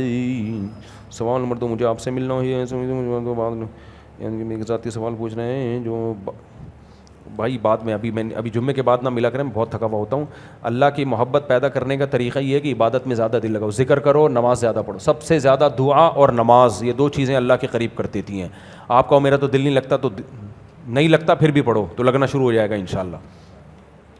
میرے سارے بہن زکوٰۃ تک نہیں نکالتے, اور کوئی میرے سارے بہن بھائی ہیں پیسے والے, زکوٰۃ نہیں نکالتے, کوئی کسی کی مدد نہیں کرتے. میں اکثر اوقات پھنس جاتا ہوں, میں بیمار بھی رہتا ہوں, گھر بھی کرایہ کا. مسئلہ یہ ہے کہ بھائی بہن دیتے نہیں, غیر فقیر سمجھتا ہے. یار یہ بہت بڑا مسئلہ ہے, اپنے سگے بھائی بہنوں کو لوگ چھوڑ دیتے ہیں. ایک آدھ بھائی سونے کے نوالے کھا رہا ہوگا, دوسرے کے پاس پان گٹکے کے پیسے بھی نہیں ہوتے. یہ بہت بری بات ہے, قطع رحمی ہے. یہ بھائی پر لازم ہے کہ وہ اپنے بھائی بہنوں کے حالات کا خود سے جائزہ لیتا رہے کہ کس کے گھر میں کیا چل رہا ہے, اس کو بتانے کی ضرورت نہ پڑے, ورنہ قطع رحمی کا گناہ ہوگا. یہ یاد رکھو, غریبوں کو پالنا حکومت کی تو ذمہ داری بعد میں ہے, پہلے کس کی ذمہ داری ہے؟ اس کے رشتہ داروں کی ذمہ داری ہے. گناہ گار ہوں گے اگر نہیں کرتے. مجھے اٹلی جانا ہے ماسٹرز کے لیے, لیکن اس کی اسکالرشپ کے لیے کچھ ڈاکومنٹس بنوانے پڑیں گے, لیکن وہ جھوٹے ہوں گے. جائز نہیں بھائی جھوٹے ڈاکومنٹس بنانا. لیکن کہتے ہیں رہنما اگر وہ جو فائدہ ہوگا اس سے مجھے وہ حلال ہوگا حرام ہوگا؟ جاب جو کرو گے آپ اور جاب سے جو تنخواہ آئے گی وہ تو حلال ہوگی اگر وہ جاب جائز ہے. باقی ڈاکومنٹ جھوٹے بنوانا جائز نہیں ہوگا. کوئی جھوٹے ڈاکومنٹ بنوا کے جاب کرتا ہے نا تو اس سے جاب کی ارننگ حرام نہیں ہو جاتی. جھوٹے ڈاکومنٹس بنوانا گناہ ہوتا ہے. جھوٹ کیوں بول رہے ہو؟ ارننگ کا تعلق اس سے کہ کر کیا رہے ہو, کام کیا کر رہے ہو. جائز کام کر رہے ہو تو اس کی ارننگ جائز ہے, حرام کام کر رہے ہو تو اس کی ارننگ حرام ہے. 5 وقت نماز سنت مؤکدہ کتنی اور نماز جمعہ کی سنت مؤکدہ کتنی ہے؟ فجر سے پہلے 2 سنت مؤکدہ, ظہر سے پہلے 4 اور ظہر کے بعد 2 اور مغرب کے بعد 2, عشاء کے بعد 2. یہ ٹوٹل سنت مؤکدہ ہے. اور جمعے سے پہلے بھی 4, جمعے کے بعد بھی 4. بعض علماء کہتے ہیں 6 ہیں. دونوں قول ملتے ہیں, لیکن آسانی دینی چاہیے نا لوگوں کو. پہلے ہی جمعے میں لوگ اتنے تھکے ہوئے ہوتے ہیں, پہلے آتے ہیں, پھر امام صاحب کی تقریر سنتے ہیں, پھر خطبہ سنتے ہیں, پھر بیان سنتے ہیں, پھر اس کے بعد 4 سنتیں پڑھتے ہیں, تو تھک جاتے ہیں برے طریقے سے. تو اس لیے دونوں قول ہیں. بہت سے علماء 6 سنتیں کہتے ہیں, لیکن میں آسان والے قول کو ہی پبلک میں شائع کرتا ہوں کہ 4 سنتیں بھی پڑھ لو اس زمانے میں بہت ہیں. باقی 2 پڑھ لو, پھر غریبی ہیں جتنی مرضی پڑھ لو بیٹھ. مرنے والے کی 2 بیٹیاں ہوں اور وہ مرنے والے کے بھائی کی کفالت میں آ جاتی ہوں تو قرآن حدیث میں کیا حکم ہے؟ اچھی بات ہے بھائی، یہی ہوگا، جب بھائی مر گیا تو چچا باپ کے قائم مقام ہے، اسی کی اگر بڑا بھائی ہے تو وہ ہے، وہ نہیں ہے تو پھر چچا ہے۔ وراثت سے ہٹ کر اگر ان کے والد کا مال ہو اس میں کسی دوسرے رشتہ دار کا حق ہو سکتا ہے، اگر ہے تو کیوں؟ کوئی بھی نہیں حقدار ہے، جتنا مال ہے وہ سارے کے سارا ان بیٹیوں کو ملے گا۔ ہاں بیٹا اگر کوئی نہیں ہے تو پھر میت کے والدین بھی نہیں ہے تو پھر میت کے بھائی اور بہنوں کو ملے گا، 2/3 بیٹیوں کو دے کے جو بچے گا وہ میت کے بھائی بہنوں میں۔ مرنے والے کی بیوی سارا مال سب اپنے قبضے میں کر لے، اس کے وارثوں کو نہ دے، تو اس کے بارے میں کیا حکم ہے؟ یہ عام طور پر نارمل ہوتا ہے، ایسا شوہر مر جاتا ہے تو بچوں کی ماں بولتی ہے اب سب میرا ہے، حرام ہے، ناجائز ہے۔ اگر سب آپ کا ہوتا تو اللہ یہ تھوڑی کہتا کہ 8واں حصہ بیوی کو دو، تو آپ کا 8واں حصہ ہے، باقی سارا بیٹے بیٹیوں کا، ان کو دے دیں ورنہ گنہگار ہوگی۔ جیسے کفیل کے بیوی بچے ساتھ رہتے اور مال میں گڑبڑ ہو جائے تو کیا کریں؟ جیسے کوئی یتیموں کی کفالت کر رہا ہے تو گھر میں مشترکہ راشن آ جائے تو اس میں کوئی حرج نہیں ہے، کچھ ان کے پیسوں سے کچھ آپ کے پیسوں سے اندازے سے اس کو کیا جا سکتا ہے، لیکن ان کا مال کھانا نہ شروع کر دیں۔ سوال نمبر 5، مرنے والے کے کاروبار سے کفیل صدقہ خیرات کر سکتا ہے؟ نہیں کر سکتا۔ مرنے والے کے رشتہ داروں کو دے سکتا ہے؟ بالکل نہیں کھلا سکتا، نہ کاروبار کر سکتا ہے نہ صدقہ کر سکتا ہے، سب حرام ناجائز ہے، اس میں وراثت کا حصہ ہے، سب کو دے دے۔ مرنے والی کی بیوی اپنے بیٹوں کے علاوہ اپنے مال میں سے اپنے رشتہ داروں پر خرچ کر سکتی ہے، اگر بیٹیاں چھوٹی ہوں، حرام ہے، ناجائز ہے، کچھ بھی نہیں کر سکتی، سارا مال وراثت میں سب کے حوالے کرے، اور نابالغ بچے ہیں تو ان کی مرضی سے بھی مال خرچ نہیں کر سکتی، نہ دعوت کر سکتی، ایک گٹکا بھی نہیں کھلا سکتی کسی کو۔ میں وہی مثالیں دوں گا نا جو آج کل چل رہی ہیں، کیا خیال ہے؟ سوال نمبر 7 کو 7 لکھا ہوا ہے، اردو کا بیڑا غرق کر کے رکھ دیا ہے۔ مرنے والے کی بیٹیاں اور مال کا ددیال اور ننیال اور ددیال سے خطرہ ہو، مال کو کس کے لکھا ہوا ہے بھائی؟ ننیال ددیال سے خطرہ ہو تو کفیل کس حد تک حفاظت کر سکتا ہے؟ بالکل مکمل حفاظت کرے گا، ساری حفاظت کرے گا، کیونکہ خطرہ ہوتا ہے، فوراً آ جاتے ہیں وہ لینے، کاروبار کے نام پہ پیسہ مانگنے کے لیے آ جاتے ہیں، لاکر میں ڈال دے وہ سارا مال۔ اس کو کھیل یا کھلواڑ سمجھ لیا، کیا ہو گیا بھائی؟ کس کو کھیل یا کھلواڑ سمجھ؟ میں 70 سال کا آدمی ہوں ماشاء اللہ، اور میرے 6 بھائی اور 2 بہنیں، اور اللہ کی رحمت سے اور آپ کی دعاؤں سے حج جیسے فرض میں 2026 میں جا رہا ہوں۔ لکھنے کا مقصد یہ، پہلی بار جا رہا ہوں، مقصد یہ کہ میرے ان بھائیوں اور بہنوں سے تعلقات نہیں ہیں، ماضی میں اتنی بدمزگی اور زیادتی ہوئی ہے کہ دل ٹوٹ چکا ہے، ہاں بس قتل نہیں ہوا، اس لیے آپ مشورہ دیں کہ میں کیا کروں، ایک کاروباری آدمی ہوں۔ آپ جب کاروباری آدمی اپنا کھا رہے ہو، اپنا کما رہے ہو، تو بھائی بہنوں سے بنا کے رکھنے میں کیا حرج ہے؟ فون کر لو سب کو، اور بھائی ہیلو ہائے خیریت، زیادہ مسئلہ ہو رہا ہے جھگڑے کا تو ریزرو رہو، زیادہ فری نہ ہو، تو بھائی بہنوں کا تو رشتہ نہیں ٹوٹتا بھائی، یہ تو اللہ نے ہمیشہ کے لیے، ایک ہی چھاتی سے دودھ پیا، ایک ہی بستر پہ بڑے ہوتے ہیں، اتنا قریبی تعلق ہوتا ہے، منا لو، اللہ اس کا آپ کو اجر دے گا۔ حج پر جانے کے بعد کیا قربانی کراچی میں ہوگی؟ حج پہ مکہ میں اگر 15 دن ٹھہرنے کی نیت ہو ایام حج میں تو پھر آپ مسافر نہیں ہیں، تو جو مسافر نہیں ہوتا اس پہ بقرعید کی قربانی واجب ہوتی ہے اگر وہ مالدار ہو، چاہے وہاں کر لیں چاہے پاکستان میں۔ اور اگر آپ جب حج پہ گئے تو 15 دن ٹھہرنے کی مکہ میں نیت نہیں تھی، اس دوران مدینہ بھی جانا تھا، تو مسافر ہیں، تو مسافر پہ قربانی لازم نہیں ہوتی۔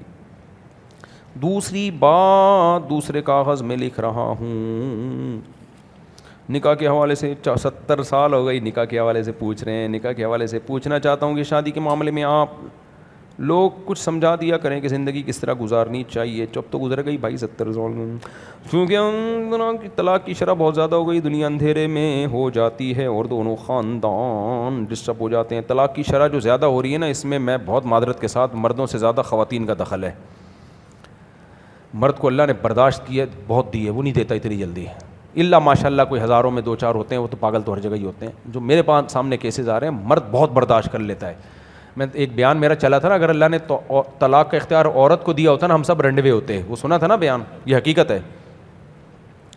اللہ نے بہت برداشت، عورتوں میں نہیں ہے، وہ ٹھک ٹھک ٹھک نکال دیتی ہیں، تو اللہ نے بہت ہمیں یعنی مردوں کو طاقت دی ہے، وہ بہت روکتا ہے زبان کو۔ تو خواتین میں برداشت ختم ہو گئی ہے، وہ شوہر کو نا جمشید سمجھ رہی ہیں، بوائے فرینڈ۔ بھائی شوہر کو تھوڑا سا سپیریئر سمجھ لو، سربراہ سمجھ لو، تھوڑا سا رسپیکٹ دے دو اس کو، تھوڑی کڑوی کسیلی برداشت کر لو، وہ والی محبت آپ کو نہیں ملے گی جو بوائے فرینڈ سے ملتی تھی۔ یہ سربراہ ہے, اس کی رسپانسبلٹی ہے, اس کی 20 چیزیں اس نے دیکھنی ہے, گھر کے باہر بھی ٹائم دینا ہے, دوستوں کو بھی ٹائم دینا ہے, دفتر میں بھی ٹائم دینا ہے, باس کی بھی الٹی سیدھی اس نے سننی ہے, بہت سارے مسائل ہیں اس کے ساتھ. تو اس لیے تھوڑا سا برداشت کر لو. پہلے برداشت کیا جاتا تھا, گھر چلتے تھے. تو جو میرے پاس جو رپورٹیں آ رہی ہیں اس میں زیادہ تر یہ ہے کہ خواتین میں برداشت ختم ہو گئی ہے. تو اس لیے غصہ آیا ہوا ہے نا میاں کو, تھوڑا چپ ہو جاؤ, بعد میں سنا دینا, اس وقت چپ کر جاؤ. وہ سمجھتی ہیں ہم نے چپ کیا تو ہماری توہین ہے. یہ ہر آدمی کو غصہ آتا ہے, نہیں آنا چاہیے, اخلاق ہونے چاہیے, لیکن آ جاتا ہے, کیا کریں. جیسے ہی آئے ہوا اس وقت جواب, اس وقت جواب, اس وقت جواب. بھائی چپ کر جاؤ تھوڑی دیر کے لیے, چپ. اگر مت بول بھی رہو گا چپ کر جاؤ, کیوں چپ کروں. تو برداشت کے بغیر گھر نہیں چلتا بھائی.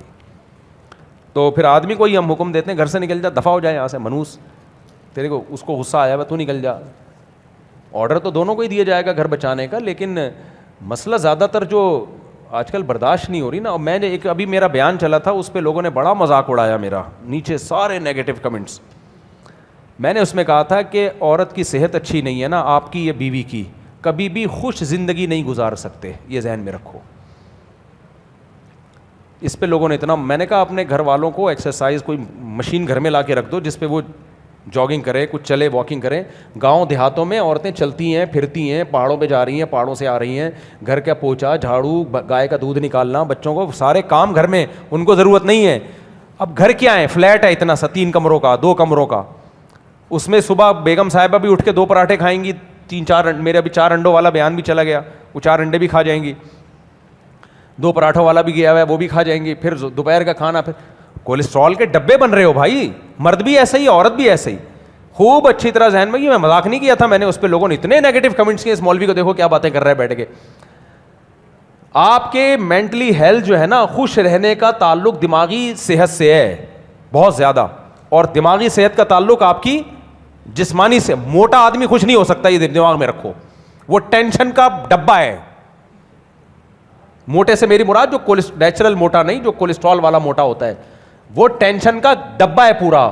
آپ کی بیوی اگر کھا کھا کے موٹی ہوئی ہے, بھائی کوئی خاتون اگر بھاری جسم کی ہیں, میں ان کو نہیں برا کہہ رہا, وہ دنیا میں ہر طرح کے لوگ, میری دادی میں نہیں بتاتا کتنی بھاری جسم کی تھی, نیچرل ہی تھی لیکن خوش اخلاق تھی. لیکن یہ جو بیماریوں والا موٹاپا آیا ہوا ہے نا آج کل, جس میں پتہ ہی نہیں چلتا بیٹھا ہوا ہے بندہ, لیٹا ہوا ہے, تو اس موٹاپے میں انسان ڈپریشن کا مریض بنتا ہے, مرد ہو یا عورت ہو. تو آپ اپنی, میرا جب میں یہاں لوگوں کو گائیڈ کرنے کے لیے بیٹھا ہوں, گھروں میں جوڑ پیدا کرنے کے لیے, تو میں ہر وہ چیز کو ہائی لائٹ کروں گا نا جس سے توڑ پیدا ہو رہا ہے. میں آپ کو یقین سے کہہ دوں, آپ کی زندگی میں کوئی ٹینشن نہیں ہے, موٹے ہیں آپ, بیماریوں والا موٹا جسے کہتے ہیں, بس یہی ٹینشن کافی ہے. آپ کبھی بھی خوش نہیں رہو گے, بات بات پہ آپ کو غصہ آئے گا, بیگم کو بھی آئے گا, آپ کو بھی آئے گا, بات بات پہ گالم گلوچ. ہمیشہ خوش رہتا ہے وہ آدمی بھاگتا دوڑتا, چاہے مرد ہو یا عورت ہو. عورتیں جو گھر میں ہر وقت کاموں میں لگی رہتی ہیں نا, جھاڑو پوچھے, بچے کو نہلانا, صاف, ہر وقت کاموں میں, وہ خوش رہتی ہیں. تو آج کل گھر اتنے ہیں ہی نہیں, ہر وقت کام میں بھی اتنا آپ کی انرجی یوٹیلائز نہیں ہوتی. ہر وقت کے کام کیا ہے, پیمپر پہنانا اور پیمپر اتارنا, یہ بہت بڑا کام ہے. یہ کھولا پیمپر, رپورٹ چیک کی, اگر رپورٹ کلیئر ہے واپس بند کر دیا. یہ مسل بن رہے ہیں, اس سے کیا مسل بنیں گے یار. کھایا کیا جا رہا ہے, 12:45 بجے تافتان اور نان کھائے جا رہے ہیں. تو جب یہ حساب ہوگا تو عورت کی صحت بھی خراب, وہ ڈپریشن کا ڈبہ بنے گی. آپ بھی ڈپریشن کے ڈبے بنو گے, وہ بھی. تو ڈپریشن کے ڈبوں کی شادی ہو رہی ہے آج کل. ایک ڈپریشن کی شادی دوسری ٹینشن سے کر دی ہم نے. تو اس لیے میں جو مشورہ دے رہا ہوں یہ حقائق پر مبنی بات ہے. آپ اپنی صحت کا بھی خیال کرو, بھاگو دوڑو, کھاؤ کم اور اچھی ڈائٹ رکھو, اور بیگم کو بھی بولو چھوڑ دو بیگم یہ پیزے برگر, کیونکہ یہ سارے نکلیں گے میرے اوپر. اور تھوڑا سا پردے میں اگر کوئی جم موجود ہے خواتین کے لیے, اس کو پروموٹ کرنا چاہیے. جو لیڈیز جم کھولنے چاہیے. پہلے میں اس کا قائل نہیں تھا, لیکن اب میں اس کا قائل ہو گیا ہوں. ضرورت ایجاد کی ماں ہے نا, جب دیکھا ہے کہ حالات کیا چل رہے ہیں, تو پردے کا انتظام ہونا چاہیے. خواتین کے لیے جم ہونے چاہیے. نہیں ہے تو گھر میں مشین لا کے, گھر میں ہوتی نہیں ایکسرسائز. میں نے بھی ایک دفعہ لے کر آیا تھا, کچھ بھی نہیں ہوتا گھر میں, اپنے لیے لا کے رکھ لیے, نہیں ہوتا وہ, یہ جم میں ہی ہوتا ہے کام یہ سارا. تو خواتین کے جم اگر کوئی کھولے بہت اچھی بات ہے, پردے کا انتظام کریں. میں خود اس کو پروموٹ کروں گا انشاءاللہ. تو اس میں یہ ہو کہ خواتین سے موبائل لے لیا جائے, کوئی ایک دوسرے کی تصویر نہ بنائے, جا کے اندر جم وم کرو, آپ دیکھو پردے کے ساتھ ہو, بار بار پردے کے لفظ کو میں ہائی لائٹ کر رہا ہوں, بے پردگی نہ ہو تو, اور پھر ڈائٹ پلان بنا کے دو. آپ کی بیگم 2 مہینے میں خوش اخلاق نہ بنی, میرا نام بدل دینا. ساری ٹینشن نہ اس کی ایکسرسائز میں, بولو جو بھی مال جمع ہوا ہے نا ٹینشن دینے والا, بہت سارے اس کی ٹینشن ہے, وہ ٹینشن نہیں ہوتی, وہ پراٹھے ہوتے ہیں جو فٹ نکلے نہیں ہوتے ابھی تک, اندر جا کے اٹک گئے, وہ پیزے ہوتے ہیں, وہ ٹینشن کی شکل میں آ رہے ہوتے ہیں ہر وقت اس کو آپ پہ اعتراضات. تو اس کو آپ جم کراؤ پردے کے ساتھ, اور اس کو ڈائٹ پلان بنا کے دو, ذرا تھوڑا خرچہ کرو اس پہ, اور زیادہ خرچہ نہیں ہوتا کیونکہ وہ خوراکیں بچ جاتی ہیں, لیکن وہ بھی اس کے لیے اس کا بھی کی نیت ہونا ضروری ہے. آپ خدا کی قسم 2 سے 3 مہینے میں دیکھنا اس کا موڈ صحیح ہو جائے. آپ بولو گے یار یہ اس کو صحیح کیسے ہو گئی ہے, آپ کا بھی موڈ ٹھیک ہو جائے گا, خود بھی اگر کر رہے ہو تو آپ کا بھی اس کا بھی موڈ ٹھیک ہو جائے, بہت حد تک فرق پڑے گا. پھر باقی کچھ چیزیں اور بھی ہیں اخلاق کو سدھارنے میں ان کی اہمیت کا منکر نہیں ہوں, لیکن یہ چیز تو 100% ثابت شدہ حقیقت ہے. صحت صحیح نہیں ہوگی کبھی بھی انسان خوش نہیں رہ سکتا. قرآن نے کیوں کہا ہے کہ بوڑھے والدین اگر اف کریں تو آگے سے جواب نہ دو, کیوں؟ بوڑھے ہو گئے, صحت خراب ہو گئی ہے, لہذا وہ آپ کو ٹینشن دیں گے. وہ جیسے پہلے خوش رہتے تھے ایسے نہیں رہیں گے, چھوٹی چھوٹی باتیں ان کو بہت بری لگیں گی. کیوں؟ اب بوڑھے ہو گئے ہیں نا, کمزور ہو گئے ہیں, بیماریاں آ گئی ہیں, تو بیماری میں وہ والی حالت تھوڑی ہوگی جو جوانی میں ہر وقت اچھلتے کھیلتے رہتے تھے, 4 شادیوں کی باتیں کیا کرتے تھے. ان کو تو سب سے زیادہ اعتراض یہ ہو گیا کیا شادیاں لگا کے رکھا ہوا ہے. اب ہو سکتا ہے میں اپنے بڑھاپے میں یو ٹرن لے لوں, میں اپنے بڑھاپے میں آپ مجھے پرچی آئے مفتی صاحب میری شادی ہو, میں کیا شادی چماٹ ماروں گا میرے سامنے شادی کی بات کی. ہو سکتا ہے میری یہ کنڈیشن ہو جائے, کیا خیال ہے؟ ابھی تو جوان ہے, فٹ فاٹ باتیں کر رہے ہیں, سوالات کے جواب دے رہے ہیں. تو بڑھاپے میں آدمی چڑچڑا ہو جاتا ہے, اس لیے اللہ نے کہا کہ اس کی صبر کرو, بس تحمل کرو, برداشت کرو اس کو. تو اسی طرح جو بوڑھا نہیں ہے لیکن موٹا ہے, کھا کے موٹا, تو اس کو بوڑھا ہونے کی ضرورت ہے نہیں, وہ ویسی ٹینشن کا مریض ہے. تو اس لیے صحت کا خیال کرو, اپنی بھی بیگم کا بھی. صحت کا خیال کا مطلب اور کھانا آنا شروع کر دو, میرا مقصد یہ کہ ایکسرسائز کرواؤ, تو دیکھو سیٹ ہو جائے گی انشاءاللہ. صلو علی الحبیب. چلو بھائی بس بہت ہو گیا, یہ بھائی کا میں نے جواب دے دی, ہو گیا 2-4 بچوں کے بعد. نہیں ہونی چاہیے, طلاق بہت بری چیز ہے. میری آخری سوال میں نے اس میں آ کر کورٹ سے طلاق کے پیپر بنا کر پیسوں ان کے گھر بھیج دیے. اس کے بعد میں نے بیوی سے فون پر رابطہ کیا, بیوی نے کہا مجھے پیپر بھیجے ہیں, میں نے کہا میں نے غصے میں بھیجے ہیں, تم واپس بھیج دو اور کوئی بات نہیں. اگر اس پہ طلاق لکھ دی تھی یا طلاق لکھی ہوئی تھی, آپ نے سائن کر دیے تھے, تو غصے میں بھی ہو گئی ہے طلاق, چاہے بیگم نے پیپر وصول کیے ہوں یا نہ کیے ہوں. جب کوئی بیوی کو پیپر پہ طلاق لکھ دے, لکھتے ہی طلاق ہو جائے گی, سمجھ رہے ہیں, اس کے لیے بھیجنا ضروری نہیں ہے. طلاق زبان سے بھی ہو جاتی ہے, لکھ کے بھی ہو جاتی ہے, غصے میں بھی ہو جاتی ہے, خوشی میں بھی ہو جاتی ہے. اب مجھے نہیں پتا وہ طلاق کے پیپر پہ آپ نے سائن کیے تھے یا نہیں کیے تھے, واللہ اعلم. سبحانک اللہم و بحمدک نشہد ان لا الہ الا انت نستغفرک و نتوب الیک.